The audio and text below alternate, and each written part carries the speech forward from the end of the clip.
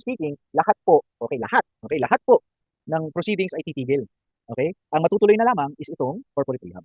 Right? So statement 2 is also true. 3, consolidate the resolution of all legal proceedings by and against the debtor to the court kung saan naka-file. Okay? So again, provided that the court may allow. Okay. Now, true din yung statement 3. So as mentioned, kapag nagkaroon ka ng corporate rehab, para maging orderly, okay, yung proceedings, lahat po dapat idaan mo na dito sa korte kung saan naka-file yung kaso. Okay? Wala nang gagalaw sa labas, tigil lahat. At syempre, wala nang pwedeng magsimula ng gulo sa labas. So which of the following are false? Wala. Okay? All are true. Okay, 36. According to FRIA, 5 working days. Okay?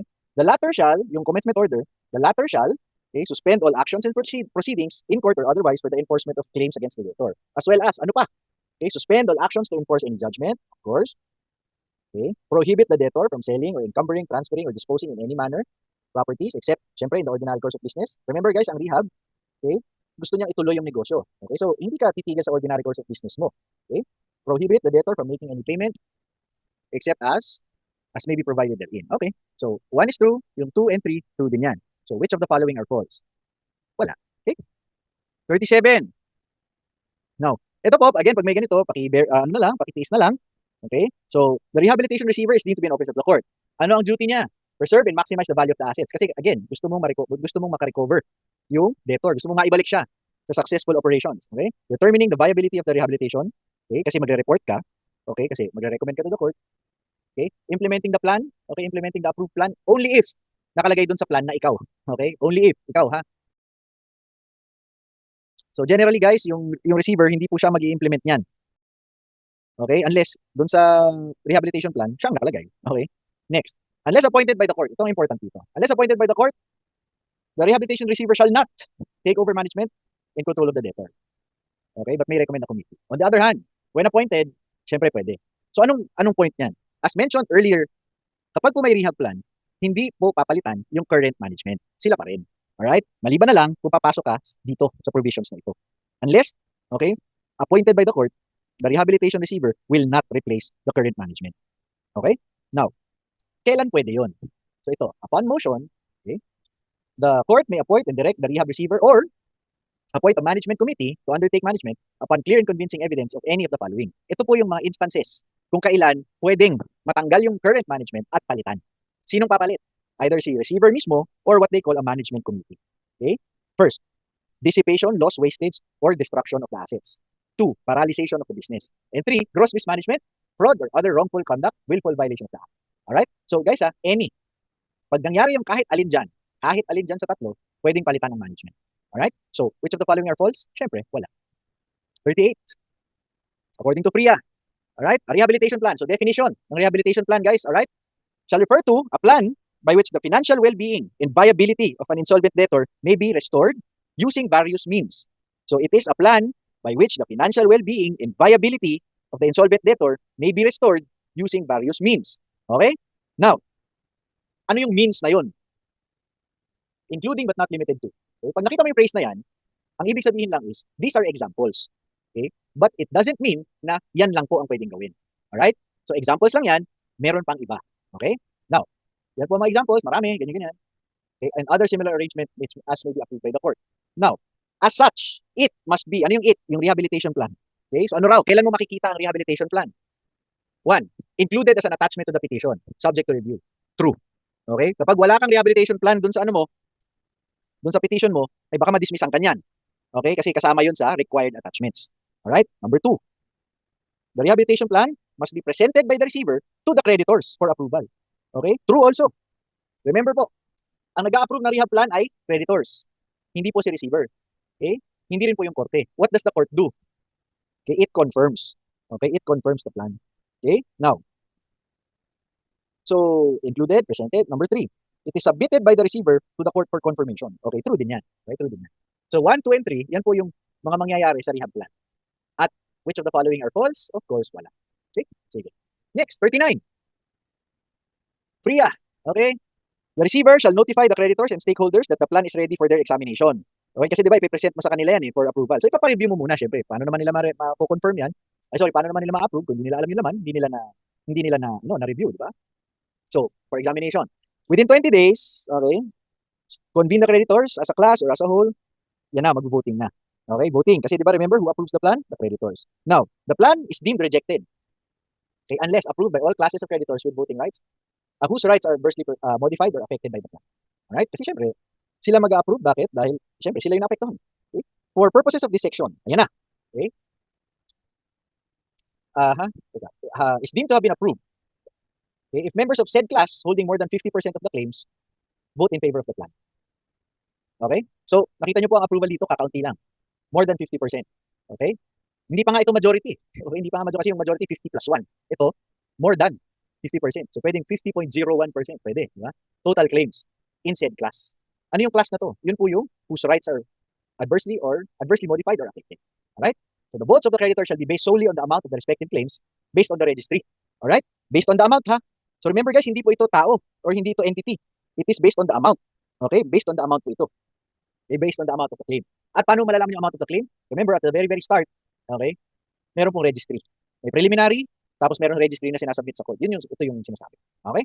Now, kapag hindi ka umabot dyan sa more than 50% na yan, the plan is deemed rejected. Okay? Now, ito po, itong notwithstanding. Alright? Ito pong notwithstanding, ang ibig sabihin yan is, kahit rejected, the court may confirm the plan. Yan ha, over the objections of the creditors. Okay? Kahit na ni-reject ng creditors, the court still has the power to confirm. Okay? Yan po yung tinatawag na cram down effect. Okay? Yan po yung cram down effect na tinatawag. Okay? So pag narinig mo yung cram down, ibig sabihin, ni-reject ng creditors, pero kinonfirm pa rin ng korte. Alright? Now, consider the following. Alright. So kailangan, okay, remember, para magawa ni court ito, kailangan all the following circumstances are present. Ano yung circumstances na yun? Alright? So pwede lang i-approve ni court even if rejected by the creditors if all the circumstances are present. Ano yung circumstances? Ito pong tatlo. Okay? The receiver recommends the confirmation. Okay? Pati si receiver boto. The shareholders, partners, or owners use at least controlling interest. Okay? And the rehabilitation plan would likely provide the objecting class with compensation which has a net present value greater than the liquidation value. Alright? Hindi naman kailangan guaranteed, would likely provide. Okay? Would likely. So based on the computations. Alright? So again yung cram down, pwede lang mangyari if all of these things are present. All po all. So which are two? Siyempre lang. 39. Okay? The FRIA defines rehabilitation. Alam na natin ibig sabihin yan. Okay? This may be achieved through, naulit po yung tanong, I'm sorry. Okay? Alright. So 41. According to FRIA, liquidation proceedings may occur upon. Okay? Kailan daw pwedeng mangyari? Okay? Pwedeng kailan magkakaroon ng ng liquidation proceedings. Kailan? Alright? First, syempre pag may petition. Petition for liquidation. Dalawa po ang petition for liquidation, either voluntary pag yung debtor or involuntary of course pag yung creditors ang humingi. Pwedeng magka-liquidation yan. Okay? So true. Next, the order of the court. Upon order of the court for conversion. Okay? So yan po yung mga instances kung kailan kino-convert ng korte. Okay? So ano nangyari dyan? Initially, ang hinihingi mo, rehab. Pero nakita ng korte na wala namang pag-asang ma-rehab to, okay, gawin na lang nating liquidation. Alright? So yan po yung mga instance. So pakitingnan na lang yan, pakisilip. Okay? Para at least ma-familiarize mo yung sarili mo. And number 3, order of the court upon any time, upon the recommendation of the rehabilitation receiver that the rehabilitation is not feasible. Okay? So, ito naman nanggaling kay receiver. Okay? Siyempre, siya yung expert dyan. Diba? Kaya mo nga siya kinukuha para to assess kung pwede ba talaga. Siyempre, the court will value the opinion of the rehabilitation receiver. Okay? So, in any of these instances, pwedeng magka-liquidation proceedings. So, which are true? Siyempre, lahat. Okay? Next. 42. According to FRIA, upon issuance of the liquidation order, okay, the juridical debtor shall be deemed dissolved, and its corporate or juridical existence is terminated. Legal title to and control of its assets, okay, shall vest with the liquidator or pending his election with the court. Okay, yung isa naman kung kunyari hindi pa na-elect yun. Alright? So remember, na yung liquidation order guys, wala, dissolution yan. Okay, may dissolution na magaganap. Okay, dissolve. Okay, dissolve na mangyayari. Now, tapos, syempre since wala ng corporate entity, wala nang basis for ownership. Okay, wala na. So what will happen? Okay, so ano mangyayari? Yung mga gamit niya, assets, syempre assets, yung ownership lilipat. Okay, automatic po yan ha, automatic yan. From the liquidation order, automatic lilipat na. Kanino lilipat? Of course, sa liquidator or kung wala pa siya sa court. Okay? Next, what are the other effects of the liquidation order? Ito, all contracts are deemed terminated or breached. Okay, unless within 90 days, i-declare niya na otherwise. Okay? Kunyari, yung mga lahat ng contract mo wala na. Okay, mababayaran na lang kayo. Okay, yung mga damages na lang. Tapos, ano yung mga pwede niyang ano yung mga pwede niyang i-retain? Eh, kunyari, yung sa kuryente, di ba? Pwede i-retain mo na yun kasi of course, magli-liquidate, hindi naman yan lump sum. Di ba? Next. No separate action for collection of an unsecured claim shall be allowed, of course. Kasi nga, again, whether it is rehab or liquidation, guys, ang gusto natin dito, orderly. Okay, yung proceedings. Ngayon, mas lalo na to, pag liquidation, mas lalong mag-uunahan yan. Okay, so, the unsecured claims, okay, cannot file separately. Okay? Now, lastly, no foreclosure proceedings shall be allowed for a period of 180 days. Ito po yung important. Okay, remember, sa liquidation, guys, kahit liquidation pa yan, hindi po nawawala yung security. Okay? Meaning, di ba meron kayo sa AFAR nyo yung fully secured creditors? Alright? Now, di ba liquidation yun? Napansin nyo, paano mo sinusolve? Di ba, binabayaran mo buo yung secured? Okay? Kasi hindi po nawawala ang security mo kahit na may liquidation proceedings. Alright? What will happen? Ito lang. Hindi ka lang maka-foreclose for a period of 180 days. Okay? Mamaya makita mo kung bakit, anong mangyayari dyan within the 180 days. Okay? Again, the point here is, you want the proceedings to be orderly. Okay? Kailangan, wala pong nangyayari sa labas, dito muna tayo, usap muna tayo, para maayos ito. Okay? Kasi again, kailangan nyo i-maximize yung value ng assets eh. Otherwise, mas lalo kayo hindi mababayaran. Alright? Sige. So, which are true? Of course, lahat. Next. According to FRIA, so as mentioned kanina, the liquidation order shall not affect the right of a secured creditor. Okay? Meron ka lang nakasuspend lang siya for 180 days. Okay? So, ibig sabihin lang, hindi ka lang pwede, at the moment, hindi ka lang pwedeng mag-foreclose. Pero sandali lang yun, 180 days lang. Okay? Now, ano ang pwede mong gawin? Okay? Anong pwede mong gawin? As a secured creditor, meron kang mga options. Okay? So, a secured creditor may either waive, okay, under the security, prove your claim, pumila ka doon, okay, or maintain your right as a secured creditor. Wala namang pumipigil sa'yo nun. Alright? Now, so pag nag-waive ka, of course, okay, pag nag-waive ka, sasali ka na doon sa pila. Okay, magli-liquidate. Tapos, sasama ka doon, sasama ka sa pila. Okay? Now, kapag naman yung sama, ayoko i-waive, kinuha mo security mo, meron ka pa rin options ulit. Okay, ito po yun. If the secured creditor maintains his right, okay, so ibig sabihin, hindi mo winave ha, ano ang pwedeng mangyari? One, ito, the value of the property may be fixed. So mag-agree na lang kayo. Agreed value na lang. Okay? Agreed. O sige. Ang worth nito is so and so. Alright? Now, if the value of the property is less than the claim, so pwede nang i-convey the property. Meaning, magdadasyon in pago na. Okay? Dasyon. Tapos, what happens? You will be admitted, okay, as a creditor for the remainder. Okay? So meaning, siyempre, yung value ng property na pinag-agreehan nyo is much less than your claim, meron kang deficiency. Yung deficiency, pwede mong i-claim ngayon doon sa liquidation proceedings. Wala namang problema yun. Alright? Now, kapag baliktad naman, if the value of the claim exceeds, okay, pag lumampas, what happens? Okay? Pwede rin i-convey sa'yo yung property, okay? Tapos, i-waive na yung right of redemption. Pero, yung excess, ibabalik mo doon sa debtor. Okay? Kasi tingnan mo parang ang mangyari, susuklian mo siya. Okay? Parang susuklian mo siya. Okay? Pero hindi na i-redeem nung creditor yan. Okay? Ay, sorry, nung debtor. Hindi na niya i-redeem pa. Sa'yo na yun. Pero ibalik mo lang yung sukli. Okay? 2. The liquidator may sell the property and satisfy the secured creditor's entire claims from the proceeds. Okay? So, ano mangyayari dyan? Instead na yung property ang ibigay sa'yo, anong mangyayari? Well, yung normal, ibibenta yung property. Okay? Tapos yung proceeds na lang ibigay sa'yo. Yan yung typical naman, di ba? Yan yung typical. Okay? Now, ang problem mo lang dyan, hindi mo na pwedeng kunin ng deficiency dyan. Okay? Kasi wala na eh. Wala na yung property, di ba? Nandun lang naman naka-anchor yung claim mo. So, wala na. Okay? And lastly, the secured creditor, siyempre, ito yung default. Hindi mo winave yung claim mo, ayaw mo nung first two options, edi mag-foreclose ka. Okay? Foreclose ka. So, pwede mo naman gawin din yan. Wala rin problema. Okay? So, again, sa liquidation, guys, even in liquidation, what happens? The secured creditor maintains yung security niya. Wala naman pong problema doon. You are just given additional options. Anong pwede mong gawin? Okay? So, which are true? Siyempre, lahat. 44. Okay? Election of a liquidator. Alright? So, again, yung liquidator po, okay, generally, siyempre, dapat mag-agree yung mga creditor dyan. Okay? Kasi, siyempre, yan ang mag-make sure, yung taong yan, ang will ensure na mababayaran kayo as far as practicable. Kasi, siyempre, liquidation to, given na yun na hindi kayo mababayaran ng buo. Di ba? Now, only creditors who file their claims may vote. Alright? Vote for what? The liquidator. Now, the secured creditor will not be allowed to vote. Okay, bakit? Kasi most likely, yung secured creditor po, okay, well, one, meron siyang karapatang iba. And number two, most likely, yan yung mga pinakamalalaking credits. Okay, so pag sinama mo siya sa botohan, di wala na. Parang siya na rin na nagdikta. Alright? So, a secured creditor will not be allowed to vote unless, alright? So, one, waives the security. O, syempre, pag winave niya, o di on equal footing ka na dun sa mga tao, pwede. Okay? Two, as the value fixed, okay, with agreement with the liquidator, and is admitted for the balance. Okay? So, ito na lang yung balance. So, pipila ka na rin. So, again, on equal footing ka na naman dun sa mga yun.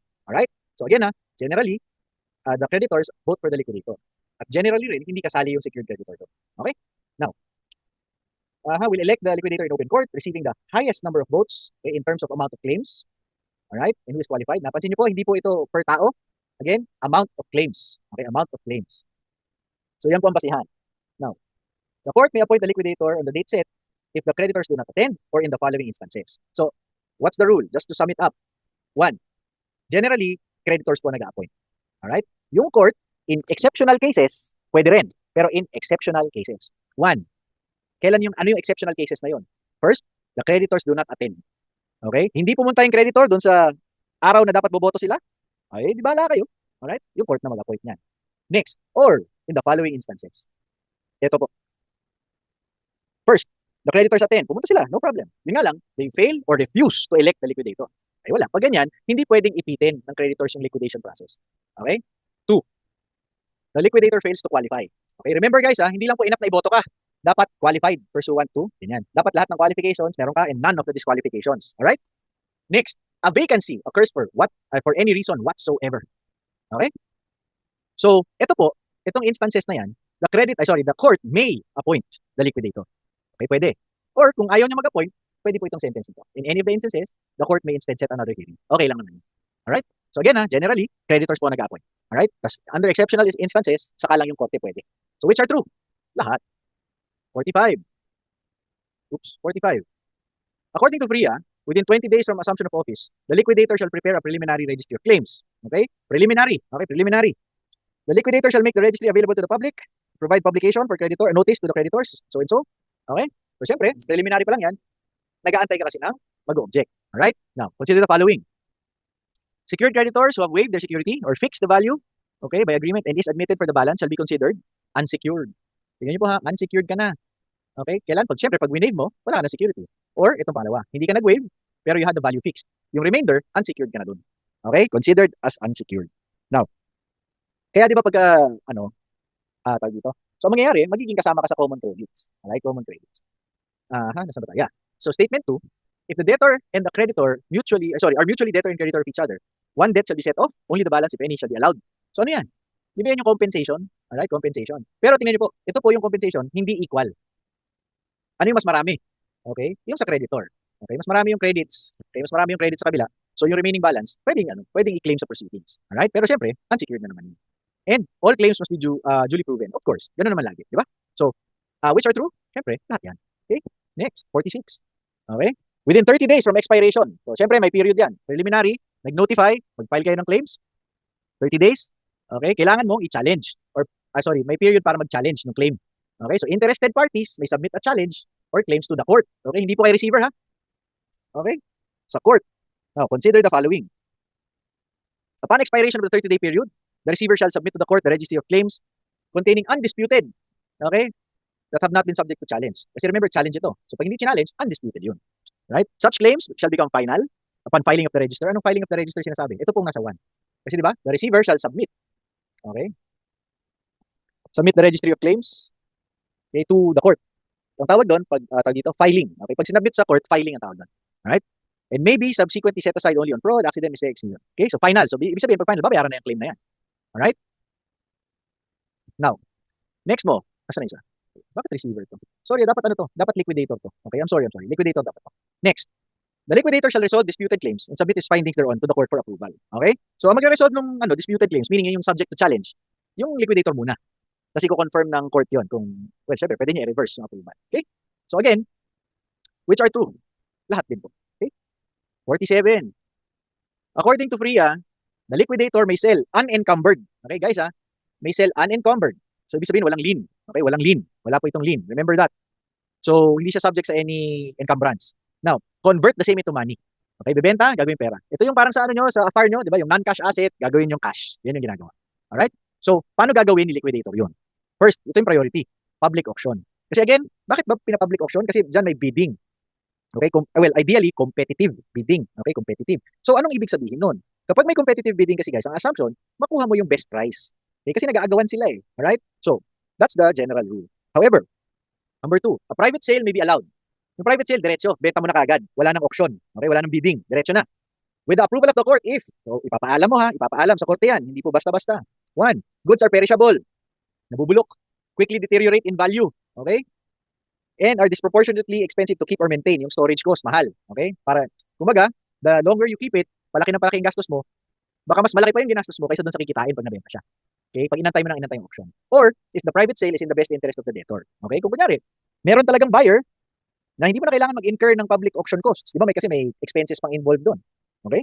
So, pwede naman ganun. But the important thing there is, generally, public sale, private sale is exceptional. Okay? Exceptional. Alright? Now, what's the other exception? Ito po. With approval of the court na naman.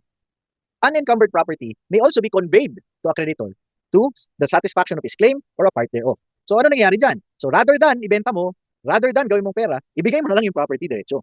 Okay? Discretion na po ng ano yan, ng tawag dito, ng liquidator, pero again, always with the approval of the court. Hindi niya pwedeng basta ibigay. Alright? So, number 47, all the statements are true. 48. According to FRIA, within 3 months upon assumption, okay, the liquidator shall submit a liquidation plan. Di ba? Yung rehabilitation receiver, rehabilitation plan. Si liquidator, syempre, liquidation plan na yun. Okay? The liquidation plan, as a minimum, shall enumerate the assets, syempre, all the claims against the debtor, syempre, and a schedule of liquidation. Alright? And payment of the claims. So, kailangan, pakita mo kung paano mo babayaran. Alright? So, assets, the liabilities, and the schedule of payments. Dapat pakita mo yun. Alright? Now, it shall be the duty of the court okay, to exempt, okay, and set apart personal property. Ito nag-apply lang to sa individual kasi wala namang ganyan na Okay, wala namang ganyan yung ano tawag dito, yung corporate, di ba? Wala namang property exempt from execution yung mga yun. Okay? Now, next is although pwede pala. Yeah. Pero generally, okay, sorry, never mind.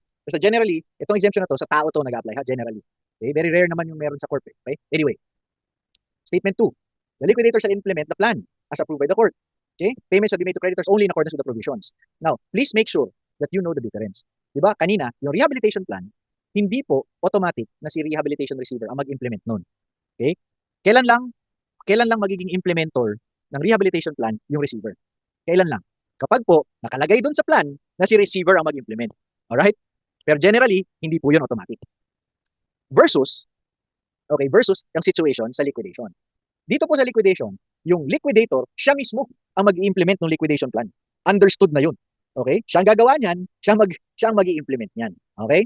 Next, liquidation plan and the implementation shall ensure that the concurrence and preference of credit. Siyempre. Okay? Remember guys, concurrence and preference of credits, meron po tayong sinusunod na order. Okay? Yung preference, ibig sabihin, merong mga nauuna dapat bayaran. Tapos yung concurrence, meron pong mga sabay-sabay na binabayaran. So, paanong sabay? In proportion. Okay? So, magpo-prorata kayo doon. Pero kapag preferred, nauuna ka. Okay? There's a list. Okay? Na kailangan mo sinusundan yun. Alright? So, which of the following are true? Siyempre, lahat pa rin. Alright? Let's continue. Saan ba tayo? Alright, ano na bang next natin? Procurement. Okay? So, sa procurement, guys, again, ano na ito? This one is the government buying stuff, okay, or procuring stuff. Okay? So, the general rule here is what? Kailangan competitive bidding. Okay? You only resort to the alternative modes kapag may specific circumstances. Alright? So, let's go. Who prescribes the standard forms? Siyempre, yung GPPB. Alright? Yung prescribed ng standard forms and manuals. Right? Next. Okay? All of the following are information contained in the bidding documents except, siyempre hindi ka pwede mag-refer sa brand name. Okay? Kailangan, based dun sa specifications na kailangan mo talaga, yung requirements, hindi pwedeng brand. Okay? Next. Who prepares the bidding documents? Guys yung nagpe-prepare po ng form, standard form, yung policy board. Pero yung nagpe-prepare ng bid documents mismo, siyempre, yung procuring entity. Okay? Hindi po yung bids and awards committee. Alright? Yung procuring entity nagpe-prepare niyan. Bakit? Kasi sila may kailangan. Okay? Sila may kailangan eh. Sila yung end user. Di ba? Okay? Yung bids and awards, sila lang yung nagpapabid. Pero yung nagpe-prepare ng bidding documents, yung procuring entity. Okay? Prior to the issuance of the invitation, okay, the bids and awards committee is mandated to hold prior to the issuance, guys, so ibig sabihin, hindi pa ito sa public, kailangan may pre-procurement conference. Okay, again, prior to the issuance of the invitation, kailangan may pre-procurement conference. Okay? Next. 2 components of a bid. Alam natin yan, di ba? Siyempre, letter D, technical and financial components. Alright? Can a bidder modify his bid? Siyempre, pwede. Pero, letter C. Okay? As long as it is before the deadline. Okay? Siyempre, pag after the deadline, wala nang palitan yun. Right? Wala na. Okay? Before the deadline, you can modify. No problem. A bid security. Okay, ano yan? Okay, letter B po. Bid security ha, bid security. So, siyempre, ito kasama sa bid mo yan. Kailangan mo kasama yan. Guarantees that the winning bidder shall enter into the contract. Okay? Para siyempre wala atrasan. Nag-bid ka, nanalo ka, dapat pasok ka sa kontrata. Otherwise, mayayari yung bid security mo. Okay? In addition to other adverse effects, so to speak. Okay? Number 8. The bids that have passed the preliminary examination shall be ranked from lowest to highest in terms of their corresponding calculated price. Okay? So, ano yun? lowest calculated bid. Okay? So lowest to highest. Kapag ka po ito yung goods, okay, or infra, lowest calculated bid. Alright? So may preliminary examination na buksan. Yung dalawang pasado ka dun sa dalawang test. Okay, tinitingnan ngayon kung ikaw yung pinaka mababa, tapos ira-rank kayo. Okay? Next. At this stage, the bidder with the lowest calculated bid in case of goods or infra, tas paki-note lang kapag consulting services, highest rated ka ha. Okay, again, goods and infra, lowest calculated. Kapag ka consulting, highest rated. Baliktad po siya. Okay? Now, in this stage, you undergo verification and validation whether you passed all the requirements and conditions. Okay? Ito po ay post-qualification na. Okay? So, dapat nagkaroon na po ng lowest calculated bid, tapos saka ka lang titingnan, post-qualification examination naman. Okay? Next. If the bidder with the lowest calculated or highest rated bid passes all the criteria dun sa sinabi natin kanina, post-qualification, the bid shall be considered as highest rated responsive bid. Okay? In case of consulting services. Again guys, pag consulting services, baliktad siya. Highest one tinitingnan mo. Now, kapag ikaw ay pumasa dun sa post-qualification, yung highest rated, nagiging responsive. Highest rated responsive bid. Okay? Next. The head of the procuring entity or the authorized representative shall approve or disapprove the recommendation of the award. So remember pagka pumasa na, ikaw na yung responsive bid, highest or lowest responsive bid, the back is only allowed to recommend. Hindi po yung back ang nag-approve ha. Okay, the back will recommend. Kanino nila i-recommend? Doon sa hope. Sino yung hope? Ito, yung procuring entity.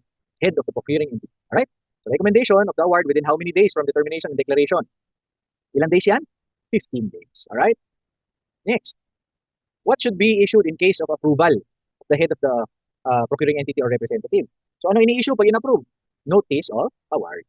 Okay? Within 10 days from the receipt of the notice of award, the winning bidder. Okay?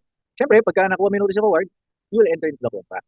Okay? You will enter into the contract. Diba again, di ba may bid security ka nga eh. Okay, so you are obligated, you are expected to do this, and in fact, you're obligated to do this. Alright? So number 13, letter B. The procurement process from the opening of the bids up to the award of the contract shall not exceed, siyempre dapat may hangganan din, 3 months. Kasi remember, bakit ka nagpo-procurement? Kasi kailangan ng gobyerno. Of course, it is understood na dapat timely. And what is timely? Within 3 months. Okay? Alright. So it is division or breaking up of government contracts into smaller quantities and amounts, or dividing the contract implementation into artificial phases or subcontracts. Artificial po, meaning hindi totoo. Okay? For the purpose of evading or circumventing requirements of the law, okay, particularly the necessity of public bidding and the requirements of the alternative methods of procurement. Okay, so inahati-hati mo na lang para ikaw na lang uli. Okay? Wala nang bidding. Alright? Ang tawag dyan ay splitting. Bawal po yan. Okay, bawal yan. Remember, ang keyword dyan yung artificial. Okay, artificial phases for the purpose of circumventing. Okay? So artificial for the purpose of circumventing, yan po ay splitting. Bawal yan. Okay? Number 1. Statement 1. Splitting of government contracts is not allowed. Tama yun. Okay? True. Alright? If, statement 2, for justifiable causes, the bidder with the lowest calculated or the highest rated fails, refuses, or is otherwise unable, okay, the back shall undertake post-qualification for the next ranked. Okay? Lowest calculated or highest rated. True rin yun. Kaya nga kayo nirarank. Para kung kunyari may mangyaring di maganda, pwedeng tingnan rin yung susunod sa'yo. Okay? Para hindi na magbibidding ulit. Okay? So statement 1, true. Statement 2, true rin. Okay? Letter C. In addition to the proposed contents of the invitation, all bidding documents should be accompanied by a sworn affidavit by the bidder that he or she or any officer of their corporation is not related to the head of the procuring entity. Okay? So ito yung disclosure of relations. Okay? Now, sasabihin mo hindi So, gaano kalayo dapat yung relationship mo? Letter A po. Tandaan. Third, civil degree of consanguinity or affinity. Consanguinity is by blood, affinity is by law, by marriage. Okay? So, third, civil degree. Alright? Next. It is a method of procurement that involves direct invitation to bid by the procuring entity from a set of pre-selected suppliers or consultants with known experience and proven capability relative to the requirements of a particular contract. Okay, so ito guys, alternative na to. Alright? Alternative methods. Kasi remember, di ba? Ang primary natin, competitive bidding. So dito, this is one of the modes of alternative procurement. The answer here is letter B, selective. So ano yan? Pre-selected. With known experience, proven capability. Alright? So, selective bidding. Next. Alternative ulit. Okay, does not require elaborate bidding documents. The supplier simply has to submit a price quotation and or a pro forma invoice together with the conditions of the sale, which may be immediately accepted or after some negotiation. So again, wala na naman bidding dito. Okay, alternative po ito. This one is what you call a single source procurement. Okay, single source procurement. Diretso na. Okay? Next. Method of procurement, again, This is alternative. Request for submission of quotations, readily available off-the-shelf goods or ordinary equipment to be procured directly from suppliers of known qualification. Pag ganito, off-the-shelf na lang ang tandaan mo, or pwede rin yung regular, yan po ay shopping ang tawag. Okay, shopping na po ang tawag. Okay, shopping. Again, paano nagiging shopping? Price quotations from off-the-shelf goods or ordinary equipment. Okay, from suppliers of known qualification. Shopping. Bonus round. Okay, ano ito? Siyempre, 9184. Tinatanong lang ko anong Republika. Okay? Just to make sure. Next. Okay? Now, ito guys, states that all procurement of the government, including universities, GOCC, local government units, financial institutions, shall be governed by transparency. Okay? Both in the process and implementation. Alright? In the procurement process and implementation of the contracts. Competitiveness by extending equal opportunity. Alright? So, ano yan? Principles. Okay, principles. Other principles, ito naman. Streamline procurement. Siyempre, para nga, kasi nga, nangangailangan yung gobyerno, kailangan timely, maayos. Alright? Next. Accountability. Alright? So, dapat alam mo kung sino ituturo, sino may kasalanan. Alright? And lastly, public monitoring. Kasi, of course, there is a shared responsibility here. And of course, hindi pwedeng sikreto yung mga bidding bid na nangyayari sa mga bidding na to. Bakit? Kasi public funds ang gamit. Alright? So, all of these things are true, meaning none of them are false. Okay? So, again guys, itong mga to principles lang governing procurement. Okay? Now, requires that. Okay? So, GPRA requires that bidding documents shall be prepared by the procuring entity. Okay? Pero, while you are preparing those things, kailangan sundan mo yung format. Okay? Sundan mo yung format. Okay? Kaya nga mayroong standard form. Okay? Now, pwede ka lang mag-add na requirement but you still have to follow the format. Okay? Now, specifications, kailangan yung characteristics or performance requirements. Hindi po pwedeng brand name. Okay? Hindi pwedeng brand name ang ilagay mo. Alright? And lastly, in all stages of procurement, equal access to information. Doon po sa loob ng procuring entity yan ha, doon sa mga divisions doon. However, yung prior to the release, hindi po pwede ito. Okay? Hindi mo pwedeng ipakita prior to the release, hindi mo pwedeng ipakita sa prospective bidder or yung may interest. Bakit? Eh di syempre inayos na niya yung bid niya para siyang manalo. Diba?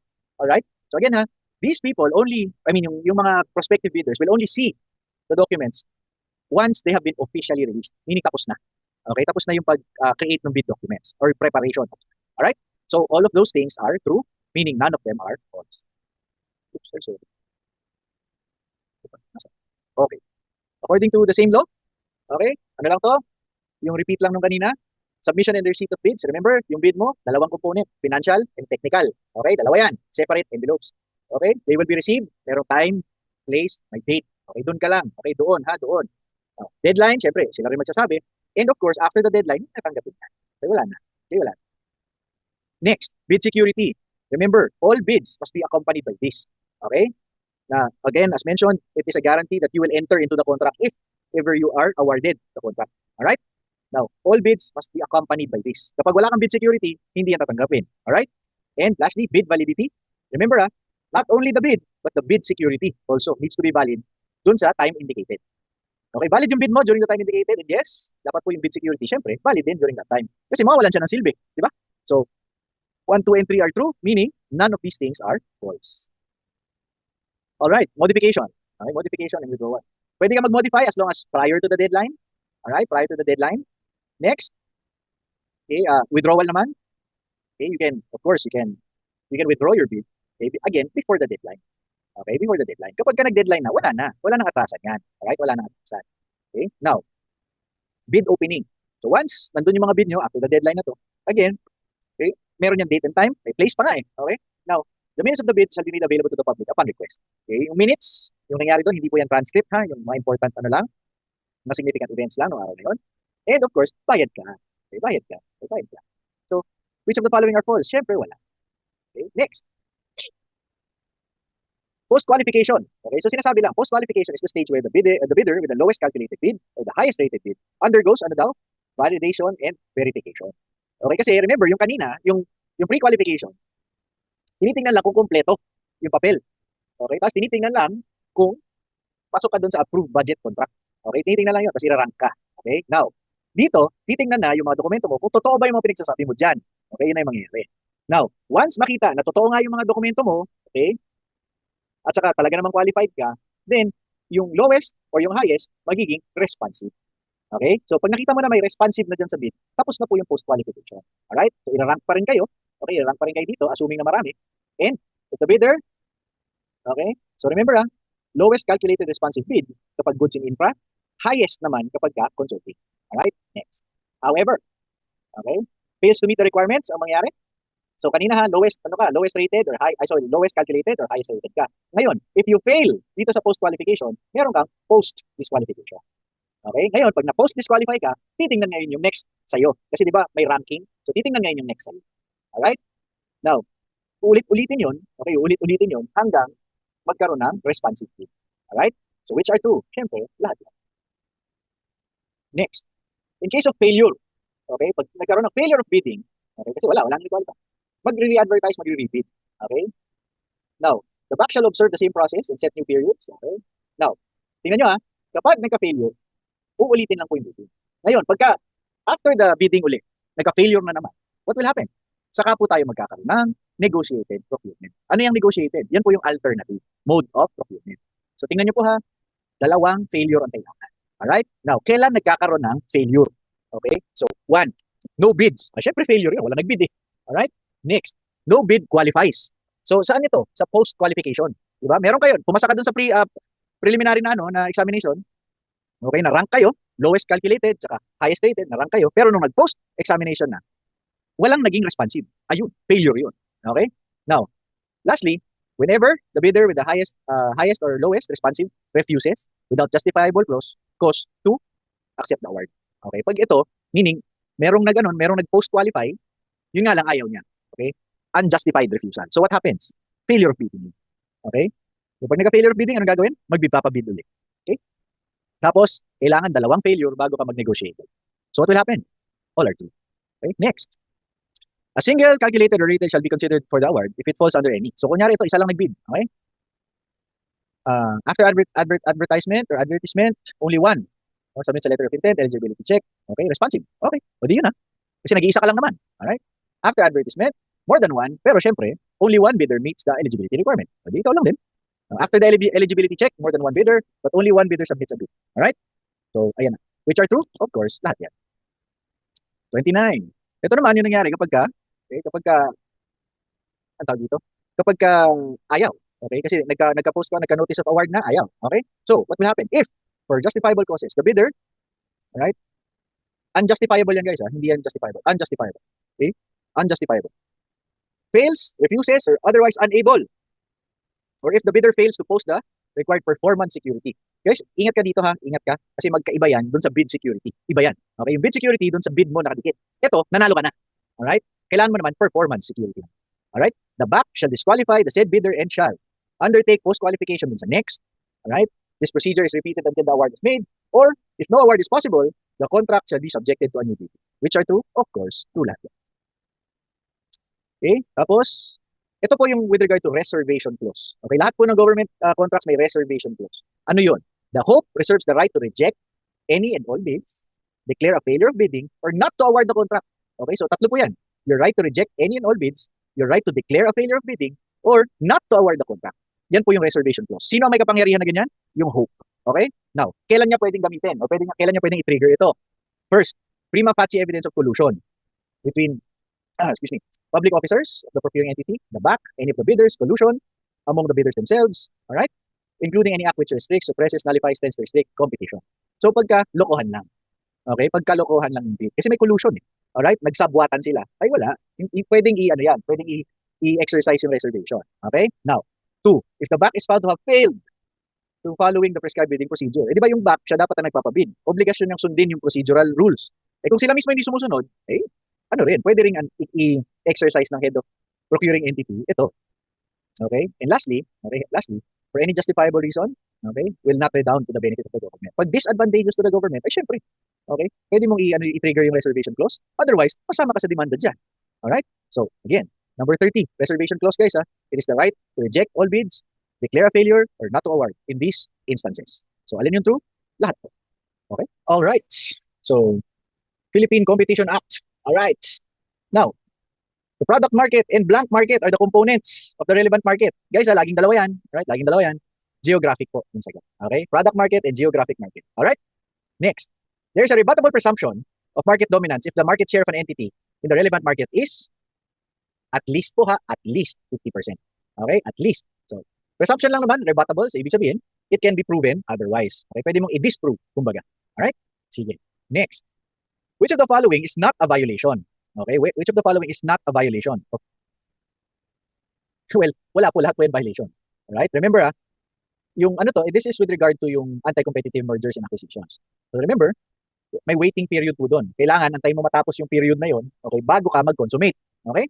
Now, transaction reached the thresholds and notification was filed. Kasi di ba remember, yung ano, meron yung transa thresholds, alright? Na kapag ka inabutan mo, which is yung sa batas 1 billion siya, pagka dalawa yan, di ba? Size of the person, size of the transaction. Now, kapag ka umabot ka doon, okay? Pag lumampas ka doon, kailangan mo notify. Pag hindi ka nag-notify, violation yon. Okay?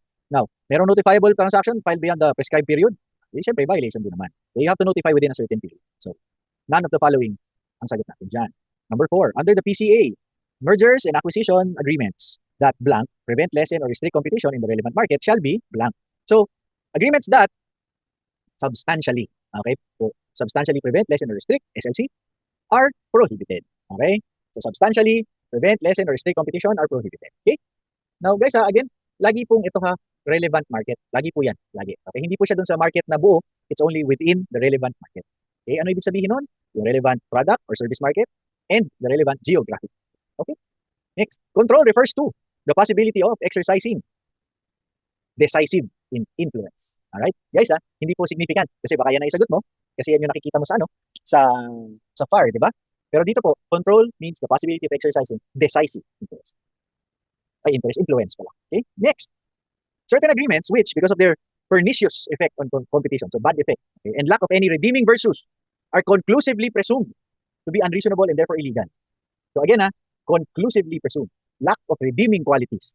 So, ibig sabihin, these are per se anti-competitive. Okay, ito yung 14A. Okay, 14A. Again pernicious effect, lack of any redeeming virtues, conclusively presumed. Okay? Compare mo to dun sa kanina na rebuttable ang presumption. Pag conclusive ang presumption, hindi mo na po pwedeng i-disprove yan. Okay? Wala na. Basta ginawa mo, tapos na usapan. Okay? Next. Restricting the output has the same effect as restricting the price. Right? So, mag-ano lang kayo, meron kasing provisions yan na eksakto. So, dito siguro magtiwala ka na lang. Right? So, letter D po ang sagot. Alright? No. Number 8, one is not like the others. So, lahat po yan, okay, ay bid rigging. Letter B lang po yung hindi. Okay, lahat po, all the others, A, C, and D, lahat po yung bid rigging, except letter B. Alright? Sige. Next. Reasonableness of the prices change is a defense. Of the prices charged is a defense for price fixing. Okay, hindi po pwede yun kasi price fixing is per se. Alright? A per se anti-competitive agreement must always directly affect price. Hindi po. Okay, hindi po. Di ba? Kasi price fixing at bid rigging yun. Okay, so hindi naman directly yan. And, apat pala to. A per se anti-competitive conduct may only be committed by one who exercises market dominance. Hindi po. Alright? Yung market dominance is not a requirement. Okay? It's not a requirement here. Although it can be considered, pero hindi po siya requirement. Okay? And lastly, bid rigging only arises in government procurement. Hindi po. Okay? Procurement, in general yan. Okay? Ang bonus mo na, quote-unquote, ang bonus mo na lang pag sa government mo ginawa, ay pwede ka makapag-violate ng iba pang batas. Alright? So, again, number 1, hindi po defense yan, per se kasi. Number 2, okay, hindi kailangan mag-directly affect the price. Alright? Now, number 3, hindi kailangan ng market dominance. And bid rigging, pwede po sa ibang types ng procurement. So, all are false. Next. The two elements of an offense under Section 15 are possession of a dominant position and, remember, dominant position in itself, hindi po kailangan. Hindi po yan violation. Okay? The law does not punish you if you're the best. Okay lang yun. Maganda nga yan. Ang problem is kapag may C, yung anti-competitive conduct. It is the abuse of dominant position which is punished by law or prohibited by law. Okay? So, number 10, let us see. Number 11, dominance is the ability to control, okay, the relevant market independently from competitors, customers, suppliers, or consumers.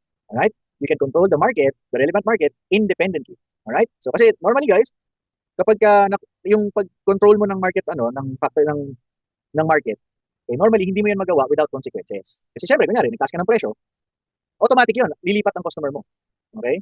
Now, if you can control it without any direct or without any detriment to you, okay, independently, meaning pwede mong gawin at your whim, kung gusto mo lang, ganyan. Then, you have dominance. Alright? You have dominance. Sige, so number 11 guys, control the relevant market. Okay? 12, the best regulator of price, of course, is the market. Okay, kaya nga, ang policy natin yung free market, hayaan mo. Okay? Except, of course, dun sa mga certain instances na kailangan makialam ng gobyerno. Alright? Pero normally, it's the market. Okay? Now, example lang, kung kailan sila nakikialam, well, one, if you remember, di ba, nangyari noon, tumaas yung presyo ng baboy, tumaas yung sibuyas, anong ginagawa nila? Nagkakaroon ng price controls, di ba, yung price ceiling. Okay? Now, yung price floor naman is Katulad nung sa labor, yung minimum wage, di ba? Kasi kung hindi mo hayaan yun, ay hindi ka mag-intervene doon, ay nako, sigurado may magsusweldo na mas mababa pa sa ano. Alright? So anyway, generally, the best regulator of the price is really the market. Okay, but there are instances where government intervention is required. Now, any action arising from any provision of the PCA shall forever be barred unless commenced within, okay? Okay, how many years? 5 po. Okay, 5. May 5 yan ha, 5. Okay? Next, Statement 1.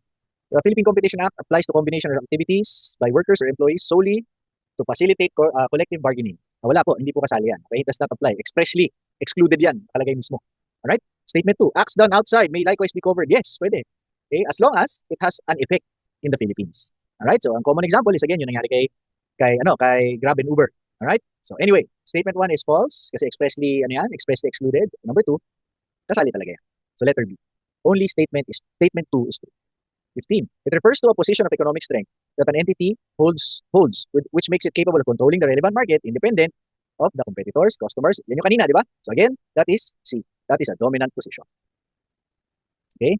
Now, one is not like the others. Dito po, yung bid rigging tsaka price fixing 14A yan, di ba? 14A. So ano yung hindi?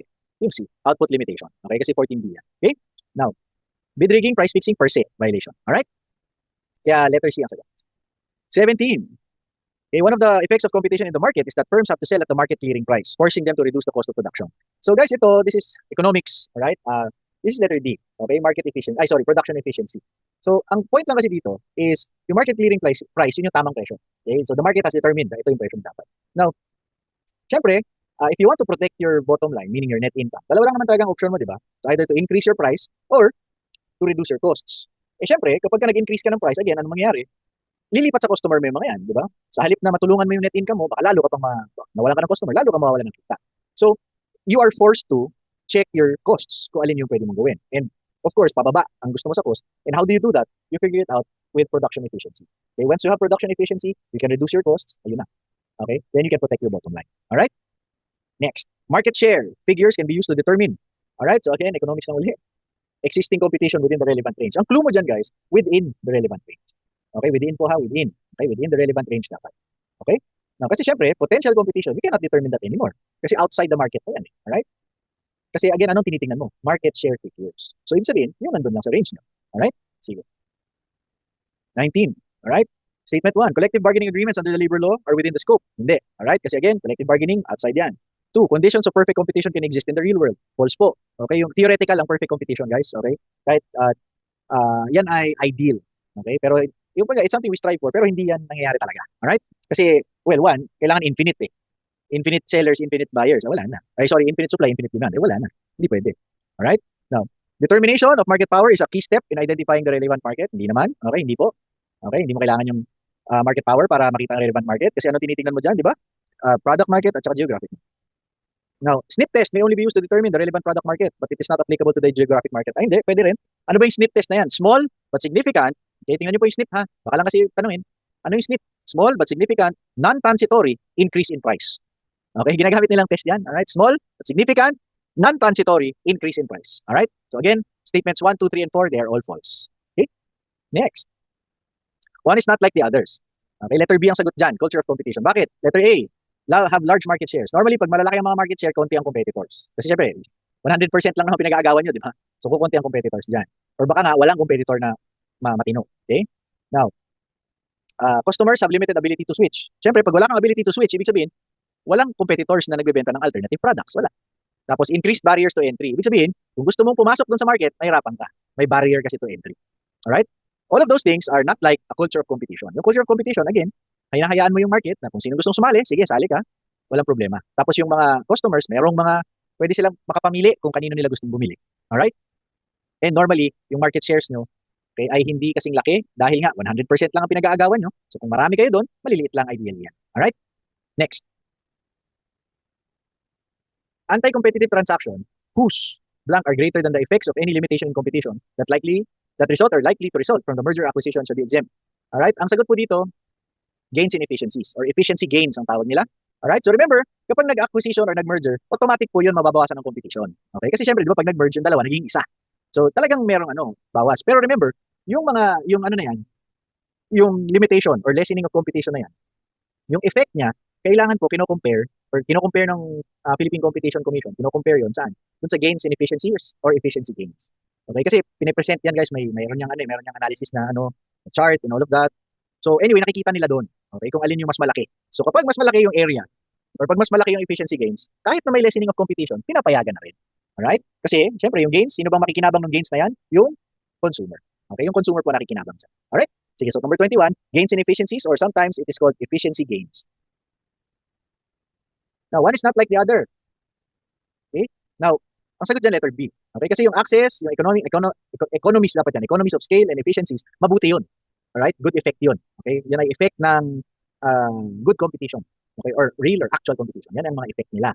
Now, yung vertical merger, yan po kasi ay pwedeng maging pwedeng maging violation. Alright? So hindi siya sign ng healthy na competition. Okay? Pero not necessarily bad, pero it's not automatically a sign of good competition also. Alright? So, again, magtiwala ka na lang dito. So, number 22, letter B ang sagot. Alright? Number 23.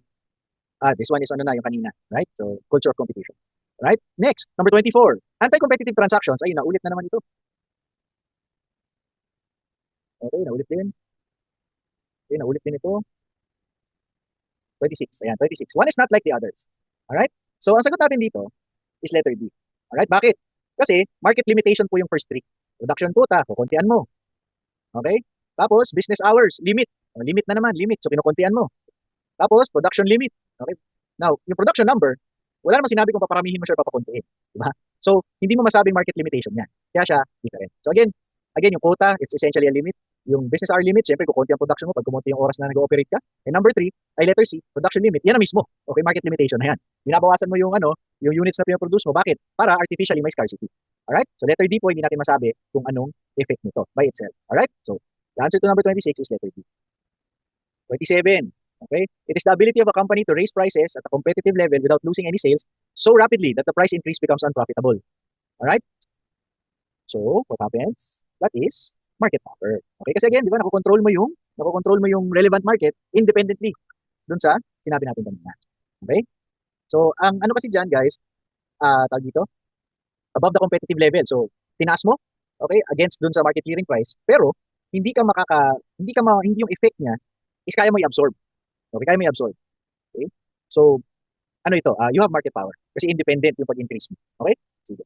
So, you have market power. Number 28. Not like the others. Alright. So, letter B ang sagot dito.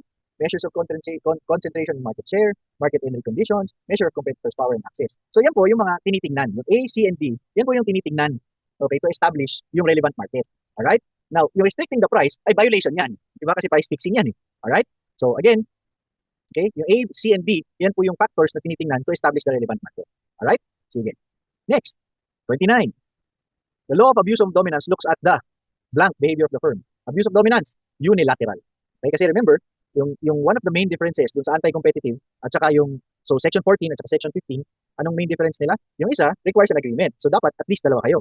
Sa law of dominance, yung abuse of dominance, unilateral conduct. And particularly, yun yung abuse. Kasi di ba dominance, yun sabihin, ikaw yung nasa very top, may abuse. Okay? Next, number 30. One is not like the others.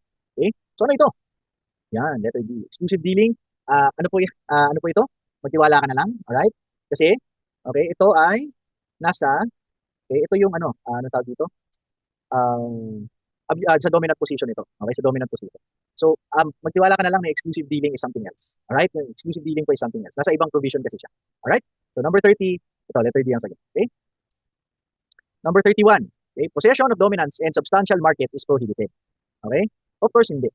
Remember, dominance by itself is not a bad thing. Actually, okay nga yun. That's the goal of all businesses. Alright? Remember yung abuse po ang Statement 2. Abusive conduct may only involve a price or a non-price element. Okay? False po yan. Okay, false po yan. Okay? Basta magtiwala ka na lang. Okay, magtiwala ka na lang. So, abusive conduct may involve a price or non-price element. Kahit alin. Now, so statement 1 is false. Statement 2 is also false. Alright? So, 32. Okay, 32. It refers to the joining of two or more entities into an existing entity or to form a new entity. Okay? Yan po ang tawag dyan ay merger. Okay? Now, yung una, yun po yung existing entity. Okay, ano yun? Yun yung merger talaga, statutory merger. Pagka new entity, yun po yung consolidation. Alright? Sige. Merger po yung ibig sabihin. Ito yung statutory merger, yung kabila, merger of equals. Okay, yun ang tawag. Okay, next. 33, by definition, the relevant market is, sabi na natin kanina to, letter A ang sagot. Alright, product market and geographic market. Which is not an example. So number 34, which is not an example of an anti-competitive agreement. Okay, letter C. Okay, kasi paano naman naging anti-competitive yan? Diba? It happens all the time. Development of an envisioned product. Okay lang. So, again, letter A, restriction as to price restriction. Ito, controlling technical development, tapos dividing, ito market sharing, tapos ito output restriction, tapos ito, ano yan, what's this? Well, price fixing. Okay? 35. A owns 70% of B and 80% of C. Okay? Now, C purchases 90% from B. A contract which seeks to limit the production was entered into between the entities. Okay? So, two entities. So, papapiliin ka. Which entity should it be in order to be considered anti-competitive? Ang sagot doon, letter B. Bakit? Kasi remember, pagka you have control or you are controlled by one entity, you are not considered competitors. Eh, sino lang ba yung hindi controlled or controlled by dito? Si B lang. So, when C enters into a contract with D, that can become anti-competitive. Right? Pero all the others, hindi pwede. Okay? 36. Which of the following acts may be considered an abuse of dominant position? Alright. Selling one's goods above cost. Siyempre, pwede yun. Okay? Yun ang ginagawa mo talaga. Right? B. Committing anti-competitive acts that prevent competitors from growing in the market. Ayun, bawal yun. Okay? Development of a superior product or process to edge out. Ayan, okay lang. Kasi ito, ibig sabihin, ikaw lang talaga yung pinakamaganda. Okay? So, dito, letter B ang sagot. Okay? Hindi yung anti-competitive. Okay? Ano dyan? To prevent competitors from growing within the market. You are abusing your dominant position. Okay? 37. Merger acquisition agreements that substantially lessen restrict competition in the relevant market are prohibited po yan. Okay? Yan mismo yung bawal. Okay?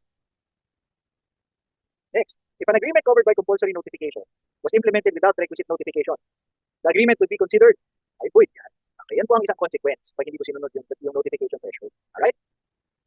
39. Mergers or acquisitions covered by compulsory are prohibited from consummating until, ano katagal? Letter E.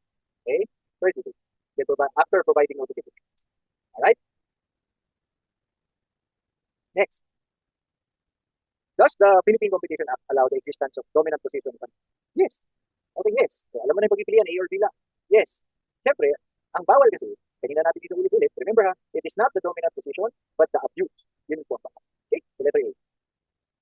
One is not like the others. Alright? C, output limitation. Alright? Naulit na natin yan. Kasi 14A ito, per se, bid rigging sa price fixing. Statement 1, 42. Then, the commission can only arrive at a decision regarding the proposed merger after phase 2. Okay? False yun. Kasi may phase 1, pwedeng doon na, tapos na. Diba yung phase 2, kailangan lang if they need more detail or they need to conduct a more detailed examination. Statement 2, concentration shall be deemed to arise when there is a change of control on a temporary basis. Ay, hindi. Temporary lang eh. Okay? So, walang market concentration dyan. Alright? So, ang answer natin dito is letter D. Okay? 43. Pareho pala to. Ay, hindi. Mali lang. Concentration is deemed to arise when there is a transfer of assets on a lasting basis. Siyempre. Alright? Lasting basis. Alright. Hindi rin. Okay? Hindi rin. Hindi rin ito. Hindi rin. Okay? Tapos, the commission decision is limited only to allowing or prohibiting the proposed transaction. Hindi rin po. Kasi they can allow but with conditions, or they can with conditions, or they can even propose changes na kailangan mo i-adapt. Okay? Or, pwede nilang i-allow, pero meron ka kailangan gawin. Okay? Turnover is calculated solely on undertaking concern. Okay? Hindi rin yan. Kasi kasama yung maraming factors na kailangan din. So, statements 1, 2, and 3, okay? All are po. Okay? All are. Interbrand competition is the competition interbrand. Okay? So, among brands of the same product. Interbrand. Okay? One is not like the others. Umulit na naman. Right? One is not like the others. Letter A. Okay, bakit?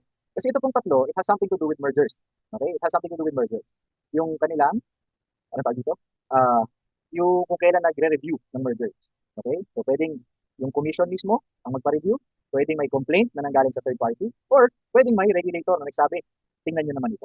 Alright? Reasonable doubt is not included. So, B, C, and D, meron pong relation sa mergers. 47. Okay, which does not belong. Alright. Lahat po ito ay power ng commission except letter A. Hindi pwede. Preliminary inquiry ang pwede nilang gawin, not a preliminary investigation. Ang gumagawa lang ng preliminary investigation, yung mga fiscal or yung mga prosecutor sa National Prosecution Service or sa Department of Justice. Alright? So again, yung B, C, and D, powers po ng commission lang. Okay?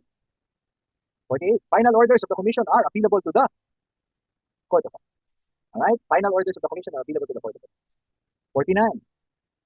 The blank and blank can issue temporary restraining orders or preliminary injunctions against regulatory agencies.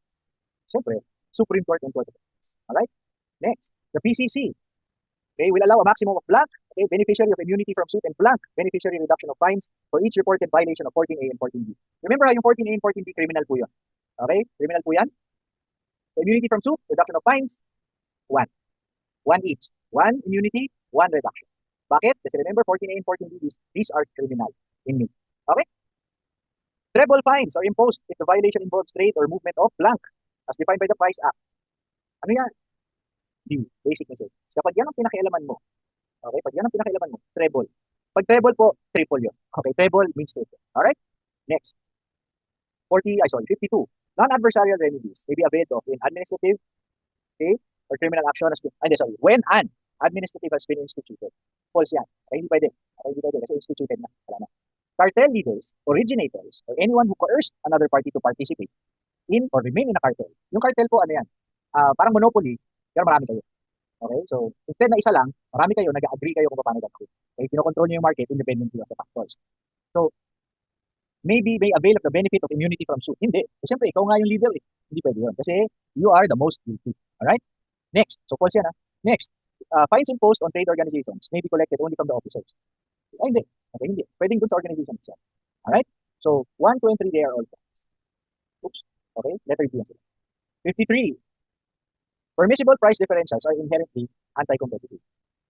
Price differential po is offering different prices for different sectors. Okay? So, hindi yan anti-competitive inherently. It can be, pero hindi po inherent. Okay? Parang hindi po automatic. Na kapag may price differential, hindi automatic na anti-competitive. Di ba? Totoo, nangyayari naman talaga yun. Alright? So, what's an example? Ito. Okay, ito pong statement 2 natin. Socialized pricing for less fortunate sector of the economy is an example of permissible price differential. Yes, tama yun. So, statement 1, false yan kasi hindi po inherent. Bakit? Kasi merong mga times na pwede siya. Okay? The answer is letter A. Only 2 is 54. Okay, 54. Apple Inc. released iPhone 17, thereby reducing market share of other competitors with new flagship phones, advanced camera system. This is an abuse of dominant position. Okay, hindi po. Okay, hindi. Bakit? Wala naman siyang nag-release lang siya ng bagong product. Walang problem. Okay, it's just that, mas maraming bumili na ngayon sa kanya. Nagpalit.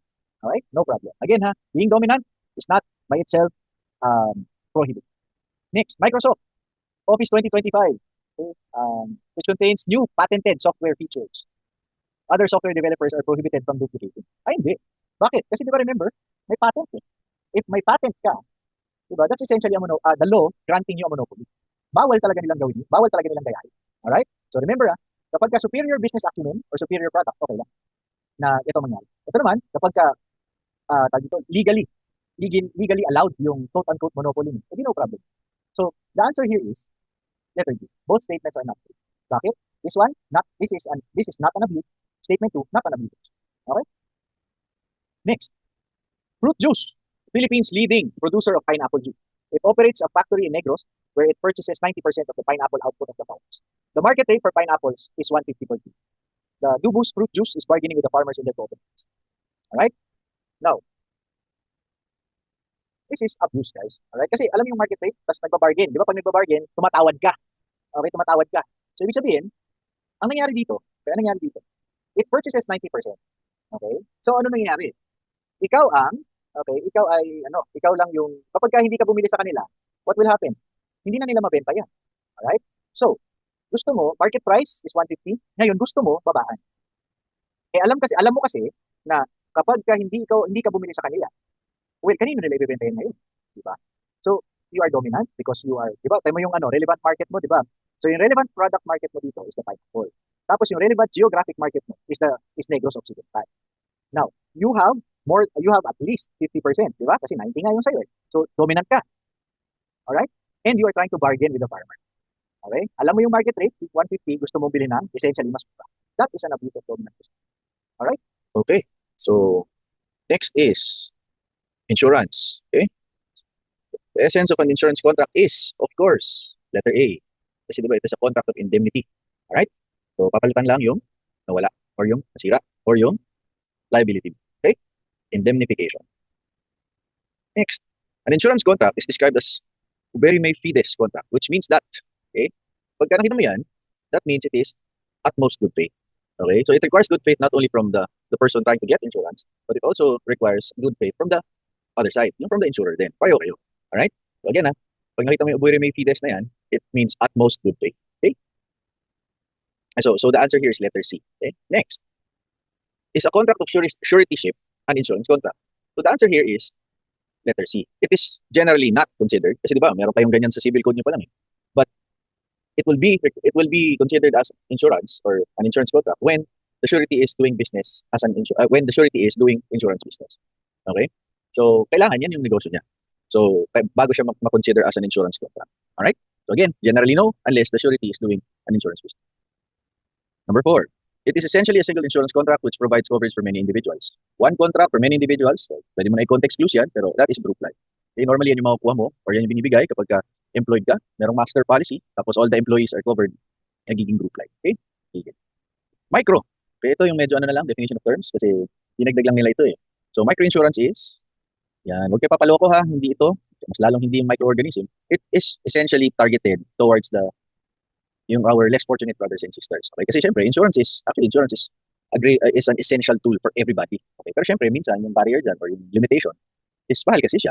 Okay? So, microinsurance caters to those people who might not be able to afford yung regular type of insurance. Okay? So, letter B po ito. Next, microinsurance, the amount of contributions, fees, charges computed on a daily basis should not exceed. Ayan. Okay? So, may limitation, pero take a look. 7.5. Okay? So, tingnan mo, naka-base siya dun sa minimum wage. Okay? So, yan po ang limit ng premium. Okay? So, yan yung kung magkano yung insurance mo. Alright? Kasi nga, targeted towards yung less fortunate sector of the society. So, hindi dapat yung kanyang yung pambayad. Okay? Should not be so exorbitant. So, ganito siya. Okay? Letter D. Next, statement 1. A person can have insurable interest in the life of his or her spouse but not girlfriend, boyfriend.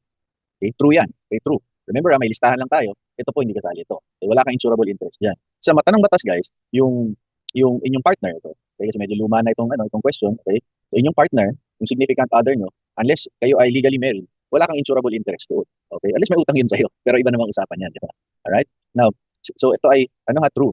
Statement 2, can have insurable interest in the life of his or her legitimate children but not the illegitimate children. Yan po ay false. Yung children po, kahit legitimate or illegitimate yan, children yan. Okay, meron kang insurable interest sa mga yan. Alright? So statement 1 is true, statement 2 is false. Alright? Sige. X is dependent to Y. X is dependent on Y for the payment of her tuition fees. While N to Z for the payment of her rent. Okay, so dalawa yung nagbabayad para sa kanya. On whose life does X have insurable interest? So, kanino raw may insurable interest si X? Pareho. Kasi syempre, di ba, pagka nawala si Y, hindi siya makapag-aral. Pag nawala si Z, wala siyang titirahan. So, pwedeng kumuha ng insurance si X sa buhay ni Y and Z.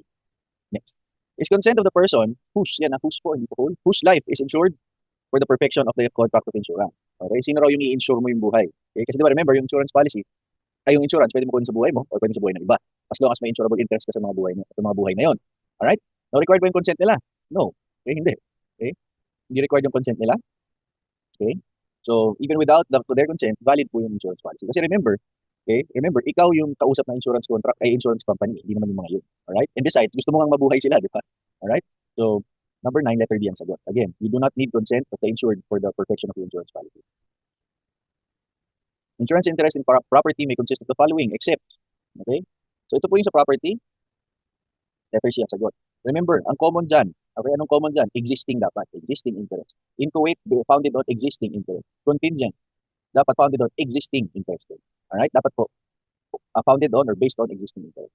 Alright? Again, existing interest is important. Okay? Number 11. Insurable interest in property is, of course, limited. Okay? Kasi ito yung strictly contract of indemnity, mga kapatid. Alright? So, pag insurable interest in property, okay? Pag insurable interest in property, ganyan po ang kanyang nature. Kung magkano lang yung insurable interest mo. Okay? And sometimes, kunyari, ikaw yung owner, hindi pala sometimes, and lalo na kapag ikaw yung owner, ang mangyayari dyan, yung limit is kung magkano yung property, which is your insurable interest. Okay? So remember, bakit ganyan? Kasi contract of indemnity to. Okay? Okay. So, number 12. Okay? Insurable interest in life is generally unlimited. Okay? So ito po yung pinagkaiba nila. Yung sa property, ang rule dyan, it is a contract of indemnity. So kung alin lang extent ng interest mo. So, pero sa life, it is generally unlimited. Okay, kasi again, you cannot place a price on human life. Okay? And yeah, unless the insurable interest is, right? Siyempre, nagiging yung life insurance, nagiging contract of indemnity siya kapag on the life of the debtor. Bakit? Kasi ano ba ang extent ng insurable interest mo dun sa debtor mo? Kung magkano lang yung utang niya. Okay? So sa iba, generally unlimited yan. Pero kapag debtor mo, ang iyong in-insure, yung insurable interest is only up to the extent of your credit or yung utang niya sa'yo. Okay? So letter D. Insurable interest in life insurance needs to exist. So kailan daw yung insurable interest sa life insurance? Now remember, ano itong tuwar? Wala itong tuwar ha? At the time the insurance policy takes effect. Okay, ignore this one, sorry. At the time of the loss. Okay, so ano sagot natin dyan? Only one. So pag life insurance guys, the insurable interest needs to exist only at the time the policy takes effect.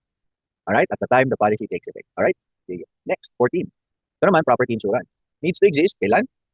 Both po. At the time the policy takes effect and at the time of the loss. Okay? So again, pansinin yung difference ha. Kapag life insurance, only at the time when the policy takes effect. Kapag property insurance, it needs to take effect at 2 points in time.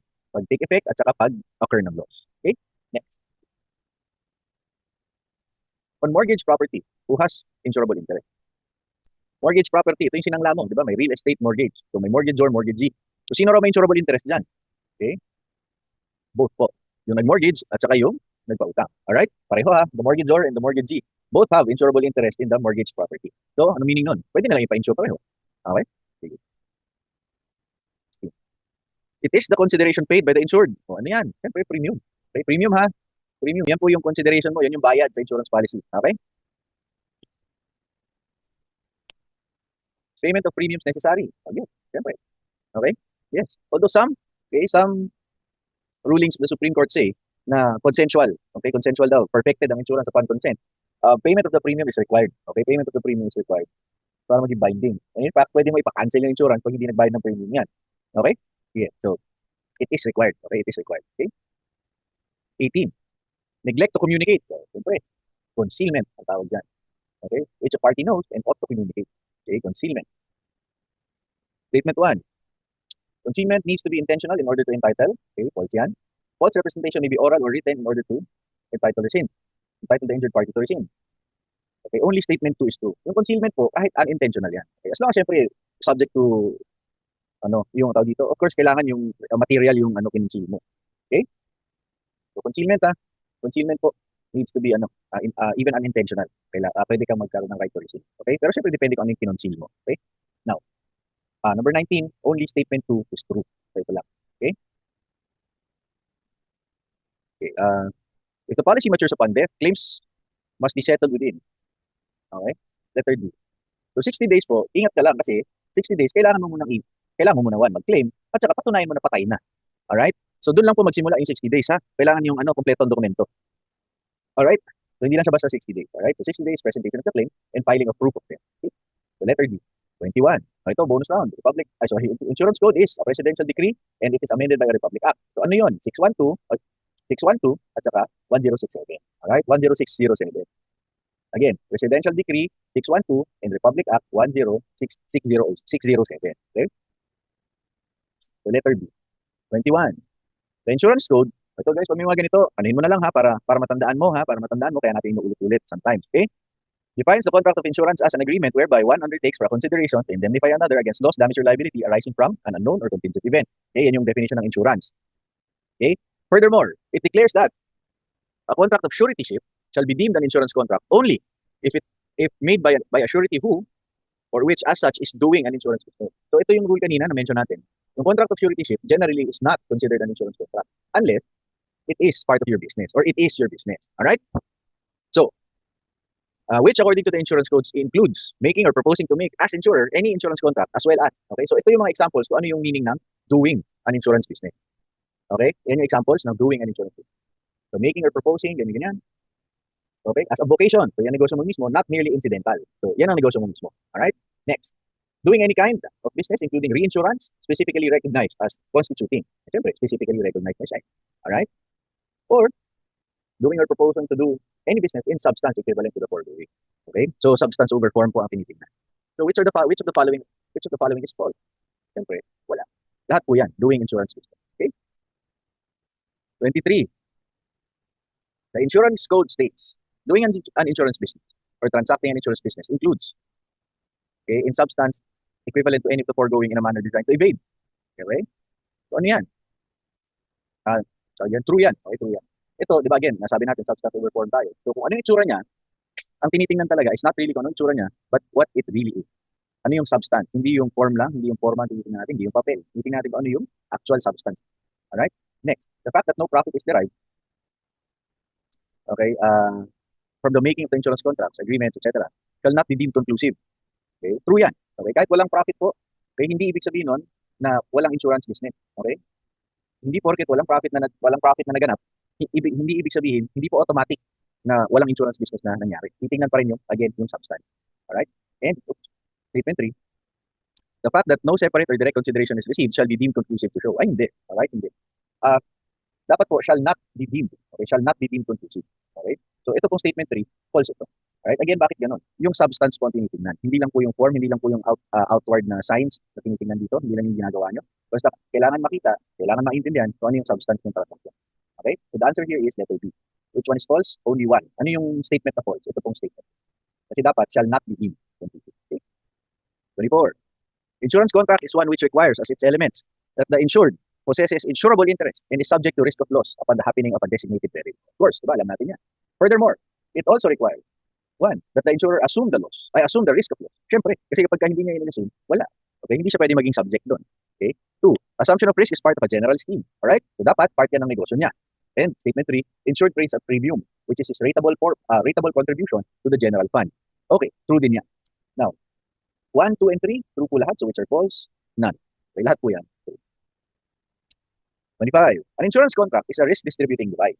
Okay? It is a contract of adhesion but is still voluntary, personal, and sinalagmatic. Sinalagmatic. Alright? So ano yan ha? Ginagamit na term. Pero don't worry about it. Okay? Sinalagmatic. At the same time, it is also uberi me fides, contract of indemnity, and aleatory. So again, uberi me fides, utmost good faith. Both po, hindi lang po sa insured but also on the insurer side. Contract of indemnity, you only recover what you actually lost. Alright? Aleatory, the obligation of the insurer, okay, arises only upon the happening of a contingent event. Okay? So, ibig sabihin, yung obligation niya is subject to a condition. Okay? Now, so, which of the following are false? Ay, syempre wala. Okay? Those are basic principles in insurance. Okay? So, 25 letters. There are several types of insurance. These are life, non-life, and surety. Which are false? Wala. Lahat yan. Okay? Next, there are, like other contracts, may be rescinded. Okay, so what are the requirements? 1, presence of a valid ground. Siyempre, di ba? Lahat naman ganun. Okay, yung concealment, breach of warranty. The rescission must be coupled with a check for the amount of premiums already paid. Kasi di ba rescission, kailangan ng mutual restitution. Babalik mo. And number 3, it must be exercised, okay, before there is a court action, okay, for non-life, or the right must be exist. Kapag ito naman yung or na to, guys, ano to ha, yung on the side of the insurer. Okay? On the side of the insurer, meron kasi yung incontestability, di ba? So, it must be exercised during the first 2 years of the policy's date of issue or last rate. Kasi di ba, after 2 years, hindi na niya pwedeng i-contest based on yung yung misrepresentation. Alright? So, which of the following are false? Siyempre wala. So again, ito pong last. Generally, ito lang makikita mo. There's an action in court. Pero on the side of the insurer, meron pong additional na requirement dyan na dapat it must be exercised during the first 2 years of the policy. Kasi, kapag lumampas ka dyan sa 2 years, okay, magiging incontestable na yung policy based on misrepresentation and concealment. Alright? Okay. Subrogation in insurance is explained in Article 2207 of the Civil Code. Okay? Now, if the property has been injured, okay, if the property has been injured, property po property. Okay, property. Okay? And he has received indemnity from the insurance company for the loss or injury, the insurance company shall be subrogated to the rights of the insured against the wrongdoer or the person who has violated the contract. Alright? So, subrogated, di ba? Narinig nyo na sa oblicon yan. Di ba yung subrogated, there is a change in creditor. Kasi tingnan mo, may wrong or breach. So, ibig sabihin, magiging creditor yung insured. Ngayon, instead na singilin niya dun sa kanyang debtor or yung gumawa ng mali, babayaran na lang ng insurance company. So, what happened? Magkakaroon po ng palit ng creditor. So, instead na yung insured ang maniningil doon sa wrongdoer, so to speak, yung wrongdoer, yung insurance company na lang. Okay? Now, if the amount paid, insurance company does not fully recover the loss, the aggrieved party shall be entitled to recover the deficiency. Okay? So, pwede nilang i-demanda pareho. In other words, payment by the insurer operates as an equitable assignment of all remedies of the insured, of the assured, May have yan, may have against the third party who caused the damage. So again, guys, pag may mga ganito, pakikulay-kulayan na lang, ha? Para at least meron ka uling, para uling meron kang recall on what the concept of subrogation is. Alright? So when this happens, the insurer must settle the claim against the insurance. So, kasi property ito, di ba? Property. So the proceeds must be paid within 30 days. Okay, after the proof of loss is received and ascertained. Okay? And if no ascertainment is made within 60 days from receipt of proof of loss, the proceeds shall be paid within 90 days upon such receipt. So remember, 30 days po ito, kailangan ma-receive yung proof of loss and the loss is ascertained. Okay? So kailan na magsisimula yung 30 days? After po ma-ascertain. Okay? Now, gaano katagal yung ascertainment? Dapat daw 60 days from proof of receipt. Alright? So kapag lumipas na yung 60 days na hindi pa rin na-ascertain, kailangan nang magsimula yung 30. Okay? Kahit hindi pa na-ascertain pero lumipas na yung 60 days, dapat yung proceeds ay mailabas na within 30 days, yung 30 days noon. Alright? So anong mangyayari dyan? Okay. So again, again guys, yung concern natin dito is dapat 30 days, pero remember, from the time na receive and ascertain. Okay? So kailangan ma-ascertain muna bago mag-start yung 30 days. Alright? Tapos yung ascertainment, 60-day period yan, yung maximum. Okay? Kapag lumipas na yung 60 days, from the time ng hindi pa rin na-ascertain, kailangan na nilang i-settle within 30 days yung yung claim mo. Tapos yung total, dapat 90 days lang. Okay? So, ayan. So 30, 60, 90. Yung total po yung 90 days. Alright? Total na yan na period na inaantay. Okay? Next. Pag life naman, okay, it must be paid immediately upon maturity kapag ka na-outlive mo or within 60 days. Okay? 60 days from filing of the claim and upon proof of death. Okay? So, syempre, pag nag-file ka ng claim, kailangan patunayan mo patay rin. Alright? Kasi doon lang naman nati-trigger yung insurance, diba? Now, in case of delay of payment, so syempre, beyond 30 days, beyond 60 days na siya binayaran, legal interest shall be imposed on the proceeds at twice the rate of legal interest. Twice po, twice. Alright? So, remember, pag may delay yan, dapat bayaran ka nila ng interest. Automatic po yun. Alright? Automatic. Twice po. Okay? Yung interest is twice, yan po ay damages. So, which of the following are false? Syempre, wala. True lahat. Next. A person is deemed to have insurable interest, okay, insurable interest, okay, in the subject matter where he has a relation or connection with or concern in it, that he will derive pecuniary benefit or advantage from its preservation and will suffer pecuniary loss or damage from its destruction, termination, or injury by the happening of the event insured against. So, anong point nun? Mas okay for you na ma-preserve yung thing. Okay? At mapapahama ka or mapapasama ka kapag ka nasira siya. Yun ang insurable interest. Alright? So, insurable interest in life is the interest in which a person has in his life. Siyempre, meron ka sarili mong buhay or in the lives of your spouse and children. Okay? So, meron ka insurable interest sa mga yan, or any person. Okay? So, your life of your spouse and children, or any person on whom depends on education support, or he has pecuniary interest, under legal obligation to him to pay money or deliver services, or on whose life any estate or vested in him depends. So, ito po yung mga instances na meron kang insurable interest in life. Okay? So, meaning, pwede kang kumuha ng insurance dyan sa mga buhay ng mga taong yan. Alright? So, which of the following are false? Ay, syempre, wala. So, yun po yung listahan na sinasabi natin ng mga tao na meron kang insurable interest. Pwede kang kumuha ng insurance policy sa mga buhay ng mga. Okay? Next. A person is deemed to have insurable interest. So, yun na ulit, inulit natin yung definition, okay, ng insurable interest para po hindi natin makalimutan. So, I suggest, kulayan mo na yan. Dapat yung maintindihan natin na mas okay, mayroon kang insurable interest if mas okay sa'yo na ma-preserve yung bagay na yon or manatili yung bagay na yon. Okay? At ayaw mong masira, ayaw mong mawala, ayaw mong ma-damage kasi kapag ka nangyari yun, meron kang pecuniary loss. Okay? So, ito naman sa property. Okay? Insurable interest in properties, any interest therein or any relation or liability in respect thereof of such a nature that the contemplated peril might directly damnify the insured. Okay? Magsasuffer ka ng pecuniary loss, ibig sabihin. So, alin? Any interest therein or any relation or liability with respect thereof. Okay? Now, ano yun? It may consist of 1, 2, 3. Existing interest, inchoate interest founded on existing interest, expectancy coupled with an existing interest. So, pansinin nyo, existing, of course, wala naman tayong pag-uusapan dyan, right? Pero, tingnan mo, yung inchoate, dapat meron pa rin existing. The inchoate interest must be founded on something existing. Yung expectancy should be coupled with an existing interest also. Okay? So, which one of the statements are true? Lahat po yan. Okay? Alright. So, ayun, labor standards naman. Now, the labor standards under the labor code applies to all employees except letter A po yan. Okay? Kasi yung domestic helpers, meron po silang sariling batas. Okay? So, kumbaga, yung labor code itself, hindi nag-apply yan sa kanila. Kasi meron silang sarili. Okay? Meron silang sarili. Alright? Sige. Letter A. The normal hours of work, ay syempre, shall not exceed. Okay? Ang trick dyan, shall not exceed.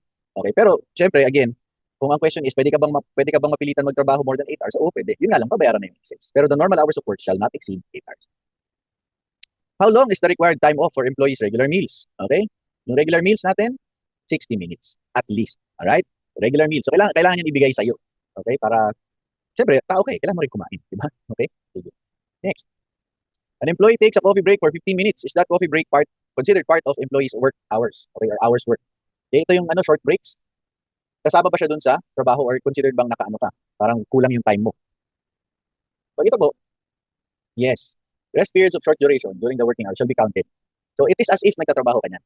Alright? So kunya nagkakape ka, yung buong time na nagkakape ka, that is included in hours work. Part yan ng normal working hours. Okay? Hindi nila pwedeng i-separate yung bilang. Okay? The additional compensation pertaining to night shift differential should be at least, of course, alam natin yan, 10%. Okay? 10%. At least ha, at least. So next, night shift differential. Okay, kailan daw yung night shift differential? Between 10 p.m. and 6 a.m. So pag nagtrabaho ka dyan, may additional 10% ka. Okay? Next.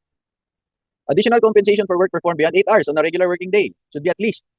Okay, this is overtime on a regular working day. Okay, letter C, 25. Okay, regular working day, 25. Okay? Next. Beyond 8 hours on a holiday. Okay? Beyond 8 hours on a holiday. Ano sagot natin dito? Okay, letter B. Alright? Letter B. So again overtime can be 25 or 30. Okay? Now, number 9. Beyond 8 hours on a work day. On a rest day. Okay, rest day. Okay, rest day. Yan ay 35. Okay? So again guys, overtime is any work beyond the normal working hours, which is 8. And, okay, depende yun kung regular day or yung special days. Alright? So, it can either be 25% or 30% of your daily wage on that day. Okay? Next, statement 1. Compressed work week may be allowed. Okay? If it is of a temporary duration only. If an employee renders overtime work on a Monday for an hour and works 1 hour short of the period required on Tuesday, the employer is not required to provide overtime pay for the extra hour rendered on Monday. Okay? So, yung una, yes, that is true. Okay, true. Number 2, ito po ay false. Bakit? Overtime is not offset by undertime. Okay? Or undertime is not offset by overtime. Hindi po ganun nag-work yan. Okay? Bakit? Mas mahal po kasi ang bayad ng may OT, di ba? So, hindi mo pwedeng i-offset yung dalawang yun. Okay? So, statement 2 po, false yan. Alright? So, only statement 1 is true. Which of the following instances may an employer require his employee to render emergency overtime work? Okay? Both po yan. Now, remember lang regarding yung mga overtime na ito. Ano po listahan po yan. So, again, pag may listahan tayo, anong usapan natin? Dapat po, basahin natin yon, i-familiarize ourselves para po kapag nakita sa exam, at least merong memory na matutunan. Alright? So again, in both these instances, pwede kang pilitin mag-overtime. Okay? At syempre, babayaran ka pa rin.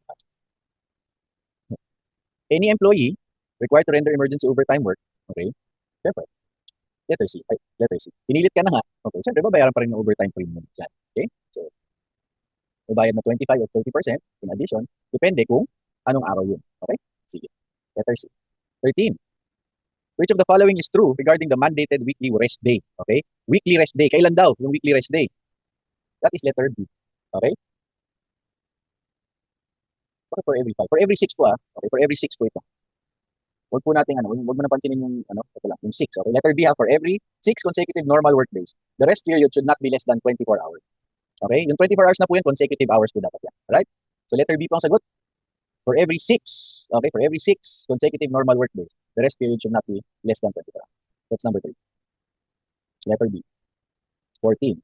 Excess rest day is every Saturday. If X is asked to work on a Saturday, he shall be paid an additional compensation of at least, okay? Magkano raw yung additional compensation, ha? Additional lang ito, ha? Additional. So, since it is your rest day also, 30%. Okay, 30%.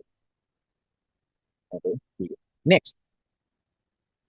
Chinese New Year is a special non-working holiday. If an employee is required, okay, to work on Chinese New Year, he shall be paid an additional compensation of at least, additional compensation is 30. Alright, so rest day or yung special non-working holiday, you are given 30%. Okay, yan yung premium pay na tinatawag. Okay, premium pay. Okay?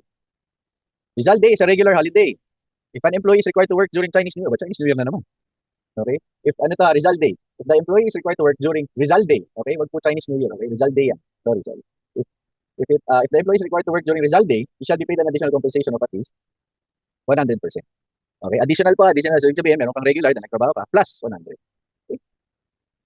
At tinatanong ko yung additional compensation, yung dagdag. Okay? Next, rest day is every Sunday. All Saints Day is a special non-working holiday. If All Saints Day happens to fall on a Sunday, and X was required to work, he shall be paid an additional compensation of at least. So, ano nangyari dito? Rest day and special non-working holiday. So, dalawa. Okay, dalawa yung tumapat dun sa araw na yun. Alright? So, magkano yung dagdag? 50% na. Kasi special day and your rest day siya. And po, yung kanina natin example, or yon. Rest day or special day. Dito, rest day and special day. Nagiging 50. Okay, 50%. Okay. So, number 18. Okay, number 18. The following are the details of attendance. Okay, the details regarding attendance records of certain employees. During Holy Week, X was not present on Holy Wednesday. Her designated rest day is Tuesday. Y was not present on Holy Wednesday. Her application for leave for that day was granted. Okay, her rest day is Monday. Z was not present on Holy Tuesday and Holy Wednesday. Her designated rest day is Wednesday. Who among them is entitled to the holiday pay? Okay, sinong holiday pay entitled dyan? E, Y, and Z. Alright, so remember, ang rule natin dito is dapat, lalo na kung ang rule natin, pag may consecutive na legal holidays, dapat present ka dun sa day immediately before the first holiday. Otherwise, hindi ka babayaran. Okay? Pag hindi ka pumasok, of course. Okay? Now, ano exception dun sa rule natin? Yung rule natin dyan is kapag, so pwede kang hindi pumasok kapag, one, naka-leave ka yung day before, so okay lang, naka-leave ka, approve naman. Or, pag rest day mo yun, yung day before. Okay? Kasi remember, di ba, ang rest day, paiba-iba naman talaga yan. Okay? Depende kung kailan siniset ng employer. Bakit pwede kapag ka rest day mo? Bakit pwedeng hindi ka pumasok ng rest day mo? Kasi, hindi mo naman talaga kailangan pumasok mo. Okay? So again, guys, remember, ang rule natin, pag consecutive yung holiday, yung regular holidays, dapat, ikaw ay pumasok on the day before. Okay? If unworked, which of the following is compensable? Tinatanong lang kung alin yung regular holiday. Siyempre, one only, araw ng kalitigan. Yung People Power Revolution, okay, EDSA Day, yan po ay special lang. So, ibig sabihin, the principle of no work, no pay applies. Okay? So, letter A. Ito lang one. Every employee who's rendered at least 1 year of service shall be entitled to a yearly service incentive leave of, ilan? 5 days with pay. SIL. Okay, iba ito sa vacation leave, ha? SIL. Okay, SIL. Vacation leaves are mandated by law. Sick leaves are mandated by law. Okay, both are false. Okay, bakit? Wala pong ganyan. Okay, ang mandated lang na leave ay yung service incentive. Okay? Sige. Statement 1. Part-time workers are also entitled to service incentive leave. The service incentive leave is commutable to cash. Both are true. Okay? Both are true. Kahit part-time ka, pwede ka magkaroon. Okay? And this is convertible to cash. Hindi mo ginamit. Okay? Next. A father may claim paternity leave for how many days? 7. Guys, remember pag paternity leave, medyo strict po. Okay? Husband ka actually dapat. Married, legally married. Sabuntis yung spouse mo, you are cohabiting with the spouse. Okay? Kailangan kasama mo sa bahay. Alright? Medyo strict po pagka paternity leave. Okay? Medyo strict yan, ha? So, 7 days. Solo parent. Okay? Marami tayong iba't ibang uri ng solo parent, ha? Please remember. So, in any case, 7 days din po yan. Okay? Next. Expanded maternity leave. Female worker is entitled to how many days of leave with full pay, assuming that the female worker is not also a solo parent. Ito po yung matagal, 105. Okay? Paano kung solo parent siya at the same time? 120. Alright? So remember, generally 105. Kasi ito, nagiging 120 lang kung solo parent ka rin at the same time. Okay? Now remember guys, pagka maternity leave naman, ito medyo liberal ng natin dyan, ating interpretation. Sorry, ang bigay ng batas dyan, hindi kailangan married ka. Okay? Hindi kailangan kasama mo yung tatay. Unlike yung paternity, kailangan cohabiting. Okay? Next. If a female employee suffers a miscarriage, she is entitled to how many? Is she entitled to maternity leave? Oo naman. Alright, pero this time, medyo mas maikli. 60 days na lang. Okay? 60 days with pay. Okay?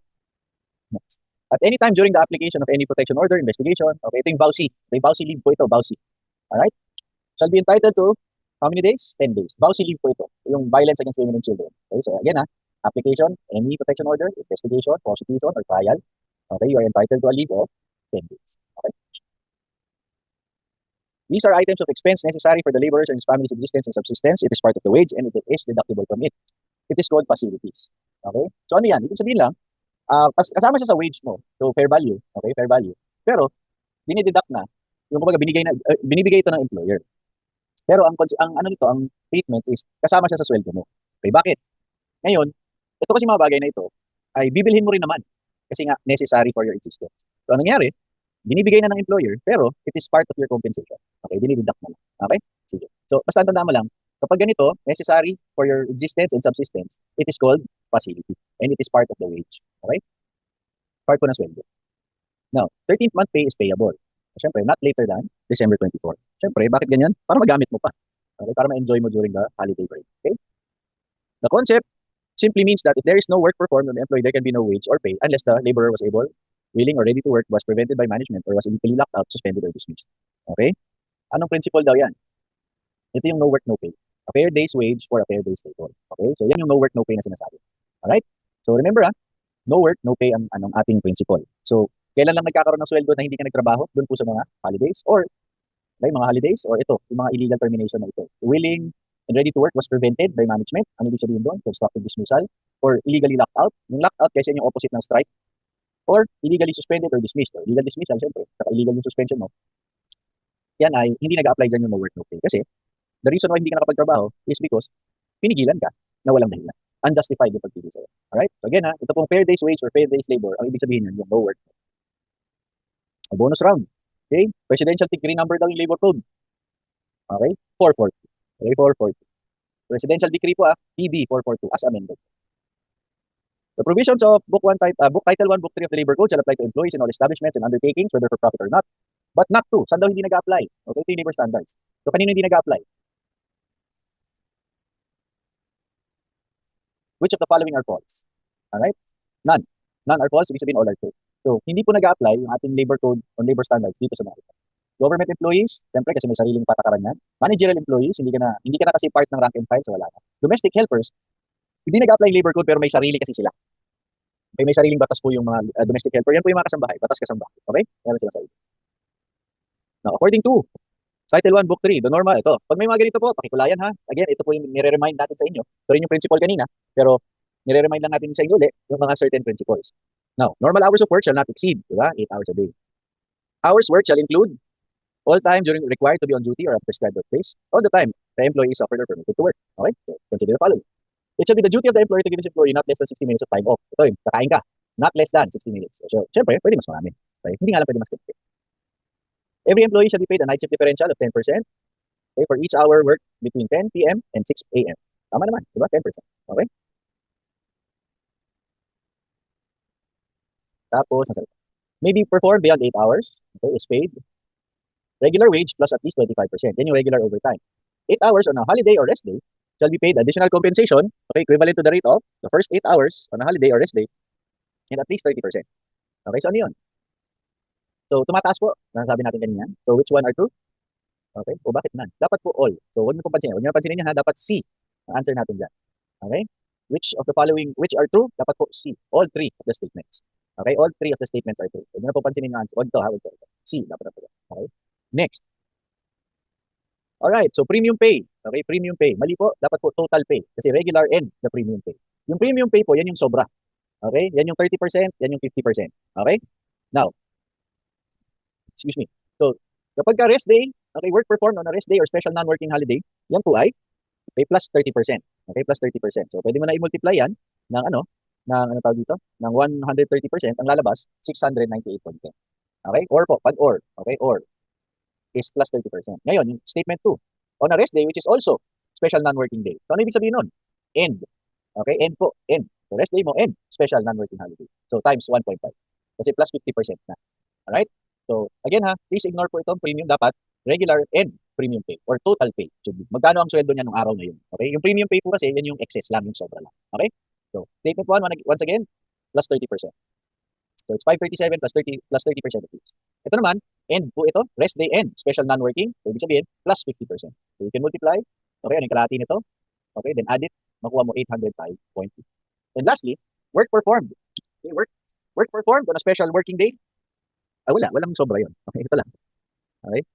Wala pong wala pong dagdag yun. Special working day kasi. Okay, so wala siya. It's just may special day lang. Alright, so 537. Which are true? All three. Okay? 35. Shall be paid regular holiday during regular holidays. Alright? Daily rate is 537. The employee should be paid. Now, regular holiday. Okay, regular holiday natin, 537. Siyempre, pag nagtrabaho ka, pag nagtrabaho ka ng araw na yun, times 2. Diba? Times 2. Kasi, lagyan mo na times 200%. Now, for work performed on a regular holiday, which is also your rest day. So, anong rate mo dyan? 130%. Okay, 130%. Yung, pag walang, pag nag-work ka dyan, 130% dapat yung rate mo. Pero, Isa times 2 mo siya. Okay? Kasi rest day mo, so 130 yung regular rate, tapos babayaran ka for the holiday premium. Times 2 po yun. So, kaya 1,390. Kasi 130 ang rate mo dyan, kaya 130 ang rate mo dyan, so ang mangyari, dalawang 1.3 ang makukuha mo. Okay? So, it's 537 times 1.3 times 2. Okay? Now, ito naman, work performed on which 2 regular holidays coincide. So, sa isang araw, dalawa po yung holiday doon. Alright? Dalawa yung holiday. So, paano mo kukumputin yan? Okay? So, ang mangyari dyan is yung rate mo, okay, yung rate mo will be tatlo. Okay, parang tatlong araw yung bayad sa dyan. Kasi siyempre, yung nagtrabaho ka, that's 100%. Tapos, yung unang holiday, that's another 100%. Tapos yung pangalawang holiday, that's another 100%. Okay? So kapag ganyan po ang situation, tapos nagtrabaho ka, ang bayad sa'yo dyan, ang bayad sa'yo dyan is as if tatlong araw ka nagtrabaho. So it is 537 times 3. Okay? So 1611. Alright? So dito ha yung last, parang tatlong araw ka nagtrabaho. Yung work mo talaga, yung holiday na una, at yung second holiday. Kaya times 2. Okay? So letter C ako. All right. Okay. 30, ano ba? 36. According to the labor code, every worker shall be paid, yan, regular holidays. Ito po yung mga consecutive. Okay? So statement 1. Entitled to holiday pay if they are on leave of absence, okay? On the work day immediately preceding the regular holiday. Okay? So ibig sabihin, again, ano yung rule natin? Kapag consecutive holidays, okay, kailangan pumasok ka doon sa day before. Okay? Kailangan pumasok ka sa day before. Okay? Or kung may holiday, kailangan pumasok ka day before. Otherwise, hindi ko babayaran. Okay? So, ito, yung exception, hindi ka pumasok pero naka-leave ka. So, okay lang yun. Okay? Babayaran ka pa rin. Now, 2. Employees who are on leave of absence without pay may not be paid the required holiday if they do not work on said regular holiday. Alright? So, ano ka dyan ha? Ito, naka-leave ka pero absence without pay na yun. Hindi ka na babayaran na naman ng regular holiday. So once again, ganito guys ha, kapag may holiday, ang rule is kailangan mo pumasok the day before. Otherwise, hindi ka babayaran. Okay? Now, pag hindi ka pumasok, pero naka-leave ka, tingnan mo muna. Yung leave ba ay with pay or without pay? Kasi kung without pay, hindi ka pa rin babayaran kahit naka-leave ka pa. Alright? Kailan lang pwede? Kapag po yung araw na before nung holiday ay naka-leave ka with pay. Doon, pwede kang mabayaran ng holiday pay. Okay? Now, lastly, itong pangatlo. If there are 2 successive regular holidays, successive, magkasunod, the employee may not be paid for both if he absents himself from work on the day immediately preceding the first holiday. Okay? So wala kang bayad. Kapag umabsent ka ng Wednesday, wala kang bayad wala kang bayad sa Thursday and sa Friday. Okay? Kasi absent ka ng Wednesday. Now, unless works on the first holiday, then shall be entitled to holiday pay on the second month. Alright? So, ayun lang po. Remember ha, important po na pumasok ka the day before. Okay? Pumasok ka the day before. Otherwise, madadama yung mga iba mong. So, all of the statements are true. Next, additional compensation. Night shift, mulit na, di ba? 10%. At least, ha? At least 10%. 38. Vacation leaves are mandated by law. Wala na, tapos na yan. And 13th month pay is again, of course, payable anytime not later than December 24. Okay? All right. Next, SSS. Okay. For purposes of SSS, which of the following may be considered as a dependent? Okay? So, legally adopted child, illegitimate child. At syempre, pwede pareho. Okay? May certain may certain nuances, pero pareho mo namang child yan. Pwede. Okay. Under SSS, a sole proprietor is considered as both an employer and employee at the same time. Okay? Required po na, mandatory na po ang coverage nila. So, employer-employee at the same time. Okay? 3. Assuming that the child is not permanently incapacitated and incapable of self-support, what is the age limit that a child may be considered a dependent? Okay? 21 po. Okay? So dito, medyo iba ang meaning ng child, 21. Kasi diba normally 18 tayo. So dito, 21 ang sa SSS. Okay? Next, for purposes of SSS, employment does not include. Kasi diba remember, pag employed ka, mandatory coverage. So alin daw yung hindi considered employment? Okay? So letter A po yan, sa government. Okay? Sa government. Now, yung B, C, and D, lahat po yan, regular employment yan. Okay? Regular employment. So it doesn't matter kung probationary ka or managerial ka, covered ka ng SSS. Alright? Yung government hindi. Kasi may sarili sila, di ba? May GSIs. Okay? Number 5. Dependent illegitimate children shall be entitled to kalate. Alright? Kalati po. Okay? Ito yung medyo, kasi remnant ito ng ating, ng past. Akala, yung ang tingin nila, dapat ang sinusupport mo talaga, okay, is yung mga legitimate children. And in fact, di ba, wala na nga dapat illegitimate, ang tawag sa kanila dapat non-marital children. Okay? So anyway, the answer here is letter C. Dependent, legally adopted. Okay, legally adopted. Guys, pag legally adopted, ibig sabihin may papel yan. Okay, may papel. Hindi yung kinukup mo lang. Okay, hindi yan yun ha. Legally adopted. Those are considered legitimate children. So 100% yan. Okay? Next. How many months are taken into consideration in the computation of the average monthly salary credit? Average monthly salary credit. 60 months po.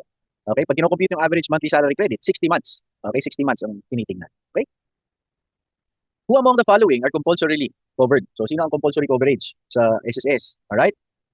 Lahat po. Okay, lahat. Okay, lahat yan ha. Lahat yan. Lahat. Okay? Compulsory po ang coverage ng mga yan. Okay, compulsory. Next. Once separated from employment, can an employee continue paying contributions to the SSS? Okay? Yes, pwede. Okay, pwede. Pero, ang mangyayari dyan, yes in all instances, pero ang mangyayari, syempre hindi ka na compulsory. Voluntary ka na lang.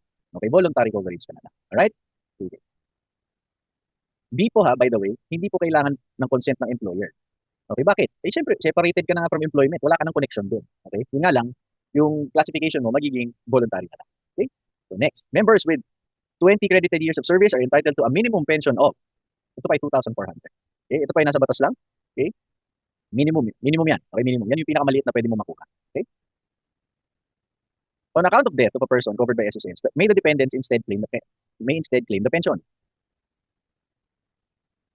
Okay? So, syempre, pag patay ka na, hindi mo makuha yung pension mo, correct? Hindi mo makuha. So, can the dependents claim? Okay? Can the dependents claim of the pension?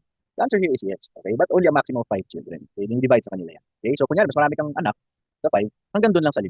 Okay? Divide sa kanila yan. Okay? So, kumbaga, sino na bahala maghati? 12. Who among the following retirees is entitled to a monthly pension? So, sino daw? Okay, sino? X, a member who has paid 100 monthly must reach the age of 60. Ay, hindi pa. Okay, hindi pa. Bakit? Kasi kailangan 120 months. Okay? Next, Y, a member who has paid 80 who has reached the age of 65. Alright? Now, ito po, 120 months pa rin, pero compulsory na yung retirement niya. So, ano mangyayari? Pareho silang hindi entitled sa pension. Okay, pareho silang hindi entitled sa pension. Alright? Hindi sila entitled sa pension ha, kasi kailangan 120 months. 13. If a deceased member has not paid the required 36 contributions, the beneficiary shall be entitled to the higher between the 12 times, the higher amount between 12 times the monthly pension or, so ito okay? So namatay. Okay, namatay. So hindi nakaabot ng 36, so walang pension. Yung beneficiaries mo, syempre hindi ka na pwede mag-claim, patay ka na. So yung beneficiaries mo, titingnan kung alin yung mas mataas. Okay? 12 times the monthly pension, lump sum benefit equivalent to monthly pension times the number of monthly contributions to the SSL. So i-compare yung dalawang yan. Ibibigay sa kanila. Okay, ibibigay sa kanila yung kung alin yung mas mataas. Alright?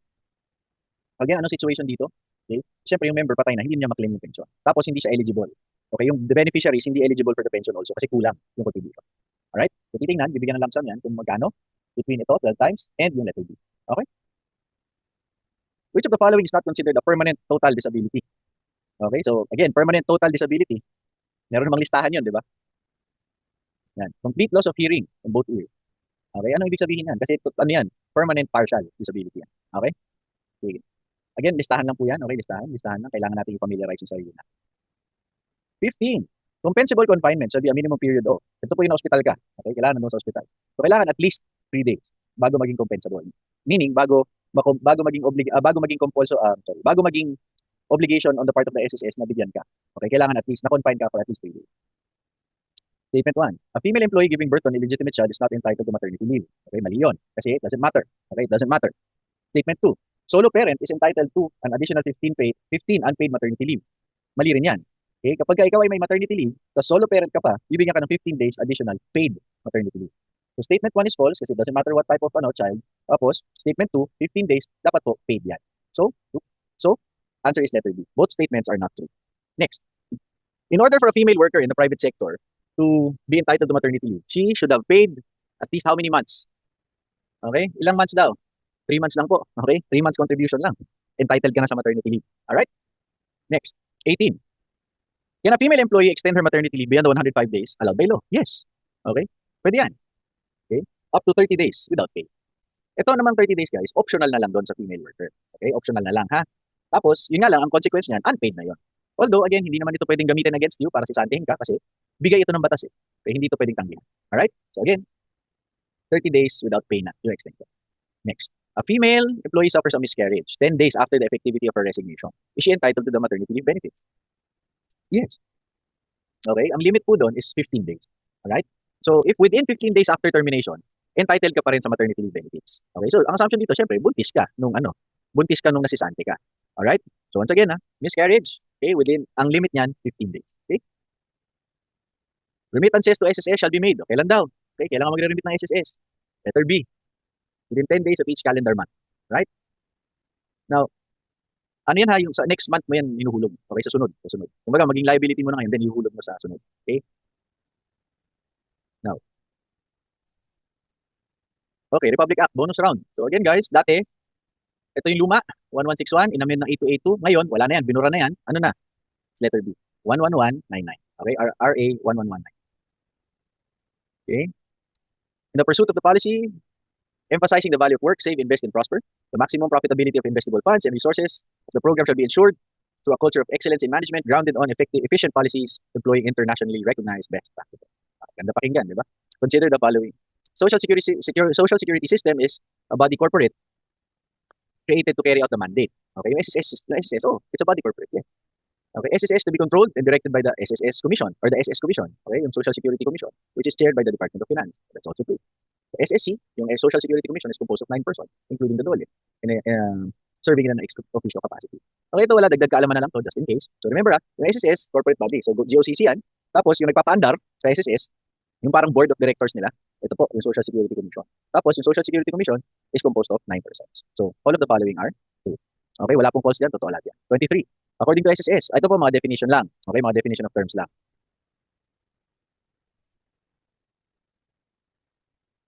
Okay, saan ba?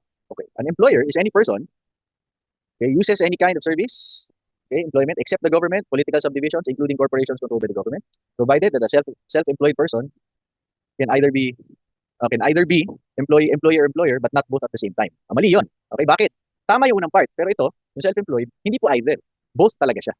So remember if you are self-employed, you are both the employer and employee at the same time. Okay? Next, an employee is a person who performs services, and there is an employer-employee relationship, provided that a self-employed person shall either be employer-employer but not both at the same time. Again, same principle. Okay, same principle po tayo. Tama yung una, ito po ang definition ng employee, pero yung self-employed, again, is both the employer and employee at the same time. Okay? Compensation means actual remuneration, including mandated cost of living allowance, as well as the cash value of any remuneration paid in any medium other than cash, including part of the remuneration received in the month in excess of the maximum salary credit in excess of the maximum salary credit. Alright. Now guys, dito po, tama yung una, mali lang itong latter part, yung tungkol sa monthly salary credit. Okay? Dapat po, hindi excluding po yan. Excluding. Okay? Excluding the part of the remuneration in excess of the maximum salary credit. So remember lang guys, sa SSS, ito po yung parang ceiling. Ito po yung pinakamataas. Sa mata ng SSS, ito yung pinakamataas na sweldo. Yung salary credit na yan. Okay? So kapag lampas na dyan, hindi na siya kinakount as compensation for SSS purposes. So again, statement 1, mali. Bakit? Dahil dun sa provided, sama yung iba. Pero yung provided mali. Kasi self-employed, employer-employee at the same time ka. Next. Statement 2, tama rin yung definition ng employee, pero yung provided, mali. Bakit? Kasi self-employed, you are the employer and employee at the same time. Lastly, ito po, tama to lahat yung compensation except itong latter part regarding the maximum salary credit. Kasi yung excess po, hindi na po yan counted together with your compensation. So which of the following are false? Lahat po yan. Okay, bakit? Kasi dahil doon sa mga dulo nila. Next. According to SSS, beneficiaries are defined as the dependent spouse until she remarries, dependent, legitimate, and legally adopted and illegitimate children. Okay, so yan po ang mga primary beneficiary. Sino? Dependent spouse at saka yung mga children. The dependent shall be the following. Okay, on the other hand, the dependents.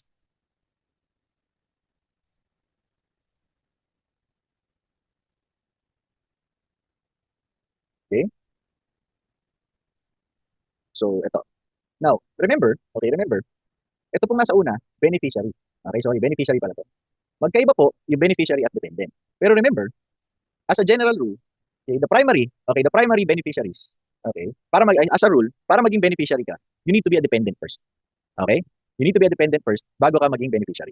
Alright? So, yung primary beneficiaries mo, ito pong nasa taas. Ngayon, on the other hand, ano nga ba ang dependent? Kasi, di ba, remember, para maging beneficiary ka, kailangan maging dependent ka muna. So, the next question is, paano ka ba nagiging dependent? Right? So, ito po. Dependents are the following. Okay? Dependents are the following. Legal spouse, entitled by law to receive support from the member. Statement 2, legitimate, legitimated, legally adopted, and legitimate child who is unmarried, not gainfully employed, or if over 21 years of age, he is congenitally or still a minor who has permanently been incapacitated, incapable of self-support, alright, physically or mentally. Parent who is receiving support from the member. Okay? Okay. So, statement 2, Okay? Tapos, ito, parent who is receiving regular support from the member. Okay? So, lahat po yan dependent. Okay? Dependent lahat yan. So, again, yan ang mga dependents mo. Yan ang mga qualified maging primary beneficiaries. So, which of the following are false? Okay, hindi po yan C ha. Mali yan, mali yan. None dapat. Letter D. Huwag natin pansinin yan. Alright, for this question, okay, number 24, which of the following is false? Dapat po D. None. None po ito ha. None of the statements. Huwag nyo na pong pansinin to. Letter D po ang sagot. Okay, letter D. Alright, so, next. According to SSS, employment means performed. Okay, except, alin daw yung hindi employment? Okay, alin daw ang hindi employment? Services where there is no employee-employee relationship. O, syempre, walang employment doon. Philippine government, of course, wala rin. Foreign government, wala din. Alright, so which of the following is false? Okay, which of the following is false? Wala po. Okay, all are true. Okay, all are true yan. All are true. So, ba't ito na naman? Okay, huwag nyo na pong pansinin yan. Okay, huwag nyo na pong pansinin. There is no employment. Okay, dito sa mga ito. Sa mata ng SSS, hindi po employment itong tatlong ito. Alright, so which are false? None. Dapat po letter D. Okay, dapat po letter D yan. Okay? Next, according to SSS, compulsory coverage shall take effect on the first day of his operation and that of the employee on the day of his employment. So, tandaan po compulsory coverage, yung employer kasali din. Okay, there is compulsory coverage for the employer and there is compulsory coverage for the employee. Okay, as such, employers and the following employees fall within the compulsory coverage. Employers. Okay, number 1. Including kasambahays, okay, not over 60. Okay, tama. Self-employed, tama. Sea-based and land-based OFW, okay, provided they are not over 60. Which of the following are false? None of them are false. Okay, so itong lahat po, compulsory coverage. So remember not over 60, not over 60. Alright? Next, 27. According to the SSS, coverage shall be compulsory upon self-employed. Okay? As such, self-employed professionals, partners, and proprietors of the business. Okay? The definition includes, but not limited to, the following. Farmers, actors, okay, as long as they are not employees, as professional athletes. Which of the following are false? Okay? Which of the following are false? Ano sagot natin dyan? Ano sagot natin dyan? Letter B. Okay, bakit? Kasi ito po, who fall within the definition of the term employee. Okay? So, ang ano dito, ang nagpamali is this one. Pwede lang silang makonsider na self-employed kung hindi sila considered employee. Siyempre, kung considered silang employee, ay wala na. I mean, compulsory coverage ka na as an employee. Okay? Remember guys, meron lang concept sa ito pala, bago natin, may concept dito sa SSS na tawag nila primacy of employment. Okay, yung primacy of employment, ang situation dyan is, employed ka, regular employment, tapos meron kang sideline. Meron ka ring business. Okay? Na you're conducting using a sole proprietor. Diba? So, dalawa ang coverage mo dapat, di ba? Doon sa sole proprietor at saka doon sa employment. Sa SSS, guys, meron tinatawag na primacy of employment. So, meaning, ang susundan mo, instead na yung sole proprietor, ang susundan mo yung employment. Okay? So, 27, only one is false. Bakit naging false? Dahil okay? Dahil po dito sa employee. Kasi kung employee, hindi ka self-employed. You are a regular employee. Okay? Next. According to SSS, a covered member's beneficiaries may qualify to receive the following monetary benefits on account of death. Alright? So, syempre, hindi ikaw pwedeng mag-claim, patay ka na. Ayan. Alright? None of them are false. Bakit? Kasi lahat yan pwedeng makuha. Okay? Lahat yan pwedeng makuha. Okay? For purposes of Social Security, which of the following will be considered a dependent? Ito yung natin. Okay? Both po yan. Okay? Next, assuming the child is not permanently incapacitated and incapable of self-support, what is the age limit? Sabi na natin kanina yan, 21. Okay? Ito, umulit na ito. Okay? So again, higher of yung 12 times or yung lump sum benefit. Okay? Compensable confinement, 3 days. Philippine lemon law naman. Okay? I think this is the last one. Alright, so bonus round. Republic Act number, ano bang lemon law? 10642. Alright, Republic Act 10642. Next. Lemon law recognizes that a motor vehicle is a major consumer purchase or even investment. Pwede na rin tawagin ganun. Hence, the rights of consumers shall be clearly defined, including the means of redress for violations. Okay, so binibigyan ka ng karapatan. It took effect on August 7, 2014. Okay, that is true. Alright? Now, the IRR of the Philippine Lemon Law must be issued within 90 days. Okay? The Lemon Law can only be implemented after the issuance of the IRR. Okay, that is false. So, statement 1 is true, statement 2 is true, statement 3 is false po. That's why only 2 are true. Kasi sabi, specific dun sa batas na even without the IRR, this is effective already. Okay? So, pero ngayon naman hindi na masyadong relevant yan kasi ang tagal na nito 10 years ago, di ba? So, pero anyway, remember lang yung statement 3 false po yan. Okay? Okay, the Lemon Law recognizes a major purchase, so and so. Okay, consider the following. The Lemon Law covers brand new, okay, motor vehicles purchased in the Philippines, which are reported by a consumer to be in non-conformity with the standards or specifications with the manufacturer within 12 months from the date of original delivery or up to 20,000 kilometers of operations. After such delivery, whichever comes first. True yan. Okay, so dalawa po. Within 12 months or up to 20,000 kilometers of operations, whichever comes first. Kung alin yung nauna. Okay? After nyan, hindi mo na pwedeng i-report yan. Hindi na lemon yun. Okay? So, non-conformity refers to any defect, condition that substantially impairs use, value, safety of a brand new motor vehicle and prevents it from meeting the standards of the manufacturer or distributor. True din yan. And the DTI is the sole implementing agency, of the Philippine Lemon Law. Okay, that is also true. So, letter C po ang ating sagot. 3.